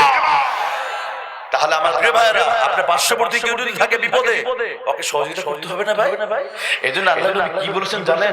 ও আমার সাহাবীরা, তোমরা যখন তরকারি রান্না করো ঝোল বাড়িয়ে দিবা। সুবহানাল্লাহ বলেন। কিন্তু আমরা কি করি? আর ঝোল কমাই দাও। এইটা করা যাবে না। আপনি চতুর্পাশে যারা আছে ওদেরকেও দেখতে হবে। আচ্ছা, তাহলে একটা গল্প শুনে আপনাদেরকে। এক ছিল এক লোকের মুখে রুচি নাই। কি নাই? মুখে রুচি নাই, ডাক্তারের কাছে গেছে রুচি বাড়াবার জন্য, যাতে বেশি খাওয়া যায়। তো রওনা দিয়েছে, বৃষ্টি শুরু হয়ে গেছে। তো পাশের বাড়িতে আশ্রয় নিয়েছে। আব্দুর রহমান সাহেব, আমার মুখে তো রুচি নাই, একটু রুচি বাড়ার জন্য আমি ডাক্তারের কাছে যাচ্ছিলাম, কিন্তু বৃষ্টি শুরু হয়ে গেছে, কি করবো বলেন? তো ঠিক আছে ভাই, আপনি আমার বাড়িতে একটু আশ্রয় নেন, বৃষ্টি থেমে গেলে আপনি আবার চলে যান। কিন্তু সময়টা ছিল দুপুরে লাঞ্চের সময়। স্ত্রী বলছে, প্রাণের স্বামী, হারিতে তো অনেক ভাগ, যাও না, হুজুরে তো অনেক ওয়াজ করে, মেহমানদারি নাই করলে যতক্ষণ মেহমান থাকে ততক্ষণ রহমত নাজিল হয়, যাও না, দুপুরে লাঞ্চ করতেছি, পরে একটু খাবার দাও। তো বাস, ওই আব্দুর রহমান সাহেব এক গাব, এদিকে তো গাবলা বলে নাকি, ওই যে মানুষের কিন্তু মুখে কিন্তু রুচি নাই, মনে রাখতে হবে। এক গাবলা ভাত নিয়ে ওই মানুষটার সামনে, যার মুখে রুচি নেই, ভাই এই যে নেন, আমি এক কিলো তরকারি আনতেছি, আপনার মুখে তো রুচি নাই। আপনার ভাবি বলছে, আমার দেশে বোনরা কিন্তু অনেক নরম দয়ালু, তাই না? তো বোন বলছে, আমার স্ত্রী আপনাকে একটু খাবার দিতে বলেছে, এই জন্য এক গাবলা ভাত এনেছি, একটু বসে আমি এক কিলো তরকারি আনতেছি। বাস, ভাত রেখে তরকারি আনতে গেছে, তরকারি এনে এসে দেখে ভাত শেষ। কিভাবে? তার আবার মুখে রুচি নাই। ভাইজান সরি, আহারি এত ক্ষুধা লাগছে, ক্ষুধা, তরকারি প্রয়োজন হলো, তরকারি সুযোগ দিল না, একেবারে শেষ করে ফেলে। ভাই সরি, মাফ করুন ভাই, বুঝতে পারি নাই, আপনি এই তরকারিটা রাখেন, আমি এক্ষুনি ভাত আনতেছি। এবার আবার ভাত এনে দেখে তরকারি শেষ। আজীব কারবার, এত ক্ষুধার্ত। এবার আবার ভাত আনতে গেছে, ভাত আনলে তরকারি না, তরকারি আনলে। এবার স্ত্রী বলছে, স্বামী, মেহমান কয়জন? স্বামী বলে, মেহমান তো একজন। তাহলে ভাত তো আমরা খাবো নাকি? স্ত্রী, স্বামী বলছে, আর বেঈমান, নিজে খাবে না, আজকে খেলাম না তো সমস্যা নাই, কিন্তু আমি তো চিন্তা করতে, এই যে বারবার দৌড়াদৌড়ি করলাম, ভাত আর তরকারি তো এক জায়গায় করতে পারলাম না। কথা কোন ঠিক কি না? এই যে বারবার দৌড়াদৌড়ি করলাম, এটা এক জায়গায় করতে পারলাম, সারা রাত ওয়াজ শুনলাম, কিন্তু সকালবেলা নামাজ নাই। কথা কাজে, হুজুররা ওয়াজ করলো সুদ খাওয়া যাবে না, পরের দিন বাজারে সুদের টাকা দাও। তো কথা কাজ, যেই দিন আমরা কথাগুলো এক জায়গায় করতে পারবো, কোরআনের কথা, আলেমুল আমাদের কথা, মসজিদ মেম্বারের কথা, সেদিন বাংলাদেশটা জান্নাতের বাগানে পরিণত হবে। কথা বলুন ঠিক কি না? রাজি আছেন তো আপনারা? আপনাদের কষ্ট হচ্ছে? আমার প্রিয় ভাইরা, ষষ্ঠ নম্বর হক আল্লাহ বলছে, ওয়াল জারিল কুরবা ওয়াল জারিল জুনুবি ওয়াস সাহিবি বিল জামমি ওয়া বিস সাবিল। আল্লাহ রাব্বুল আলামিন বলেন, তোমার প্রতিবেশী যারা আছে ওদের হক তুমি আদায় করবে। আল্লাহ বলেন, তোমার বন্ধু যারা আছে, তোমার ক্লাসমেট, তোমার ইয়ারমেট, তোমার কলিগ, একসাথে চাকরি করেছো, একসাথে ছোটবেলা বড় হয়েছে, কিন্তু তোমার বন্ধু বিপদে পড়ে গেছে, নিজের মেয়েটার বিয়ে দিতে পারছে না, যাও না একটু সাহায্য করো। তোমার বন্ধু বিপদে পড়ছে, ছেলেটা ভার্সিটিতে ভর্তি করাবে, টাকা নাই, যাও না ৫,০০০ টাকা দিয়ে তোমার বন্ধুর একটু হেল্প করো। এটাই হক। আল্লাহ বলেন, তোমার বন্ধু একসাথে ইউনিভার্সিটিতে তোমরা পড়েছো, যাও না, তোমার বন্ধু বিপদে পড়েছে, চাকরি হচ্ছে না, একটু হেল্প করো। অবনি সাবিল ৯ নম্বর, মুসাফির। দেখবেন কোন মুসাফির এসেছে, মুসাফির খাবার নাই, এলাকায় এসেছে, জান নাই, মুসাফিরকে একটু খাবার দেন, মুসাফিররা খাওয়াবেন, ভালো মানুষদের খাওয়াবেন, আপনার বাড়িতে বরকত দিবেন কে? একটু মুসাফিরের সহযোগিতা করেন, রাস্তায় যাওয়ার খরচ নাই, টাকা নাই, যান তার গাড়ির টিকিটটা করে দেন, বিপদে পড়ে গেছে, চাইতেছে। দেখেন, আমরা গরিবদের কাছে যে পরিমাণ ক্ষমা চাই, তাই না, ফকির আর ভিক্ষুকদের কাছে এই পরিমাণ ক্ষমা যদি আল্লাহর কাছে চাইতাম, জান্নাতটা আমরা দুনিয়াতে পেয়ে যেতাম। কথা ঠিক না? রাস্তায় একজন ভিক্ষা চায়, ভাই মাফ করে দেন, ভাই মাফ করে দেন। এই মাফ করা কিন্তু আল্লাহর কাছে চাই আমরা। 10 নম্বর হক, ওয়া মা মালাকাত আইমানুকুম।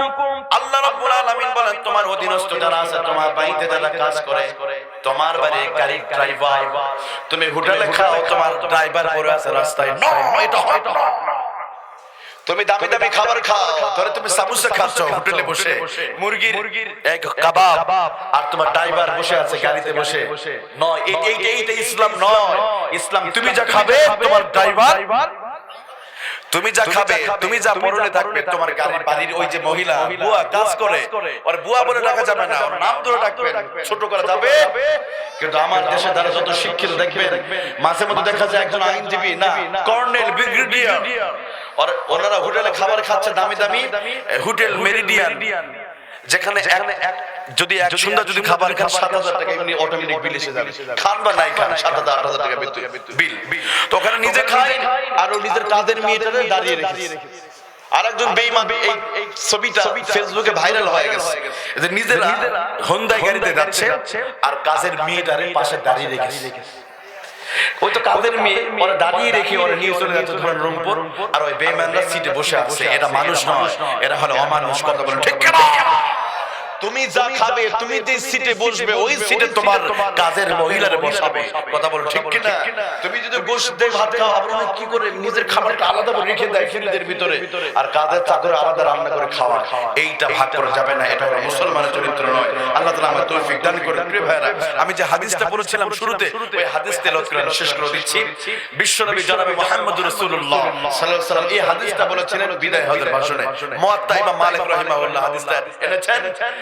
সাহাবীদের মুখ শুকিয়ে গেল, আমার হয়তো জীবন শেষ হতে পারে, তবে দুইটা জিনিস রেখে গেলাম, কিতাবুল্লাহ ওয়া সুন্নাত রাসূলি, কোরআন আর হাদিস। এইটা যদি তোমরা মেনে নিতে পারো, লাম তাদিল্লু, কোশ্চেন গেল তোমরা পদস্খলন হবে না। ঘোষণাটা কার? বিশ্বনবীর। কথা বলেন ঠিক না? আমার প্রিয় ভাইরা, বার্নার্ড রাসেলকে থেকে প্রশ্ন করা হলো, 19শ শতাব্দীর শ্রেষ্ঠ দার্শনিক বার্নার্ড রাসেল, এই পৃথিবীতে শান্তির জন্য তুমি এত বড় দার্শনিক বলো না, পৃথিবীতে শান্তির জন্য এমন কোন ট্যাবলেট, এমন কোন ফর্মুলা কি তোমার কাছে আছে? সেদিন তিনি বলেছিলেন, go back to the universal book and prophet Muhammad সাল্লাল্লাহু আলাইহি সাল্লাম। তোমরা যদি কোরআন আর হাদিসের দিকে চলে আসতে পারো, আমি বার্নার্ড রাসেল বলে দিলাম পৃথিবীতে শান্তি কায়েম হয়ে যাবে। চিৎকার করে আওয়াজ দেব আল্লাহু আকবার। অতএব আমার প্রিয় ভাইরা, আসুন আমরা কোরআন আর হাদিস মেনে চলবো, সাথে সাথে কোরআনের মিশনকে বাস্তবায়ন করার সেই কাফেলায় আল্লাহ তাআলা আমাদের সবাইকে শামিল করুন। আমরা সকলে বলে আল্লাহুম্মা আমিন। হাযা মা ইনদি ওয়াল ইলমু ইনদাল্লাহ আলাইহি তাওয়াক্কালতু ওয়া ইলাইহি উনীব। আপনাদের সুস্বাস্থ্য কামনা করে, দীর্ঘায়ু কামনা করে, অনেকে দোয়া চেয়েছেন। এই দীর্ঘ 1 মাস ধরে আপনারা তিল তিল করে এই জান্নাতের বাগানটা সাজিয়েছেন। সবার জন্য দোয়া আছে না নাই? আপনারা কেউ উঠবেন না, সবাই দোয়া করব। আমরা অনেক বোনেরা এসেছে, অনেকেই ফোন করেছেন দোয়ার জন্য, সবার জন্য দোয়া হবে ইনশাআল্লাহ। আমার প্রিয় ভাইরা, আরো কয়েকজন ভাই অসুস্থ, দোয়া চেয়েছে এলাকার। আর বিশেষ করে যেই ভাইরা এই যে কমিটির সদস্যবৃন্দ আছেন, ওনারা তিল তিল করে মাহফিলটা সাজিয়েছে, কত কষ্ট করে আপনারা দান করেছেন, বাড়িতে গিয়েছেন। এই যে মাহফিল এত সুন্দর, দেখেন আল্লাহ বলেন না কেন? আপনি এতক্ষণ ধরে এখানে কোনো জিলাপি আছে না? টাকা সবার ওই যাওয়ার সময় 1000 টাকা মানে লুট দিয়ে দিবে নাকি? টাকাও দিবেন না, কিসের নিচে এসেছেন? এই কোরআনের ভালোবাসা, তাই না প্রিয় ভাইরা? আপনি চাইলে পারবেন না। এই জন্য এই যে মাহফিলগুলো যদি চালু থাকে আমার দেশে, আলহামদুলিল্লাহ মানুষ পরিবর্তন হয়ে যাবে। কথা বলুন ঠিক কিনা? আজকে দেখেন নাস্তিকদের মাথা নষ্ট হয়ে গেছে। কয়েকদিন আগে 21শে বই মেলা, কিছু আলেম ওলামা গিয়ে 21শে বই মেলা কিছু বই কেনার পরে নামাজ পড়েছে, টুপিওয়ালারা নামাজ পড়েছে। পরের দিন নাস্তিকরা ফেসবুকে পোস্ট করলো 21শে বই মেলা নাকি হুজুরদের দখলে। নাউজুবিল্লাহ। ওরা মনে করে টুপিওয়ালা হুজুররা মনে হয় অন্য কোন গ্রহ থেকে নাজিল হয়েছে। আচ্ছা এরকম কোন ওই বেঈমানরা ইতিহাস জানে ওরা? এই যে 1947 সালের ইতিহাস করে দেখেন, শেষ সময় উলামায়ে দেওবন্দের অবদান ছিল, জাইনুল আবেদিনের অবদান ছিল, কাসেম নানুতুবি রাহিমাহুল্লাহ। ওনারা ওই সময় আন্দোলন করেছিলেন 1947 সালে দ্বিজাতি তত্ত্বে যখন পাক ভারত ডিভাইডেড হলো। সেই সময় 47 যদি পাকিস্তান আর ভারত যদি ডিভাইডেড না হতো, 71 বাংলাদেশ জন্ম হতো। কথা কোন না কেন আপনারা? তাহলে সেই সময় লক্ষ লক্ষ আলেমদেরকে দিল্লির রাস্তায় ফাঁসি দেওয়া হয়েছিল, দেওবন্দ মাদ্রাসার অসংখ্য আলেমদেরকে ফাঁসিয়ে ঝুলে রাখা হয়েছিল।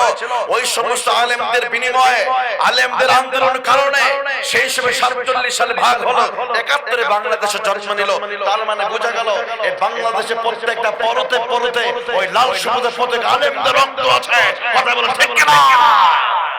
শুধু তাই নয়, বর্তমান যে দল ক্ষমতায় আছে, যেই দল ক্ষমতা আছে, এই দল যিনি প্রতিষ্ঠা করেছেন 1949 সাল 23শে জুন, 1949 সাল 23শে জুন যিনি এই দলটা গঠন করেছিলেন, উনি একজন দাড়িওয়ালা মাওলানা আব্দুল হামিদ খান মাসানি।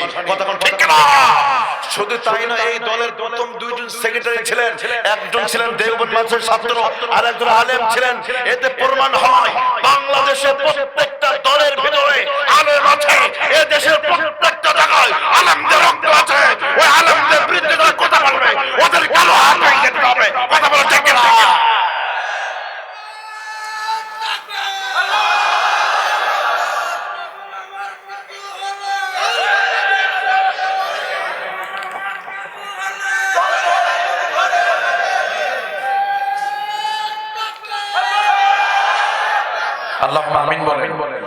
আলেম ওলামা যেখানে, জোরে বলো, আলেম ওলামা যেখানে, আলেম ওলামা নাই যেখানে, আল্লাহ আমাদের সবাইকে اللهم إنك عفو تحب العفو فاعف عني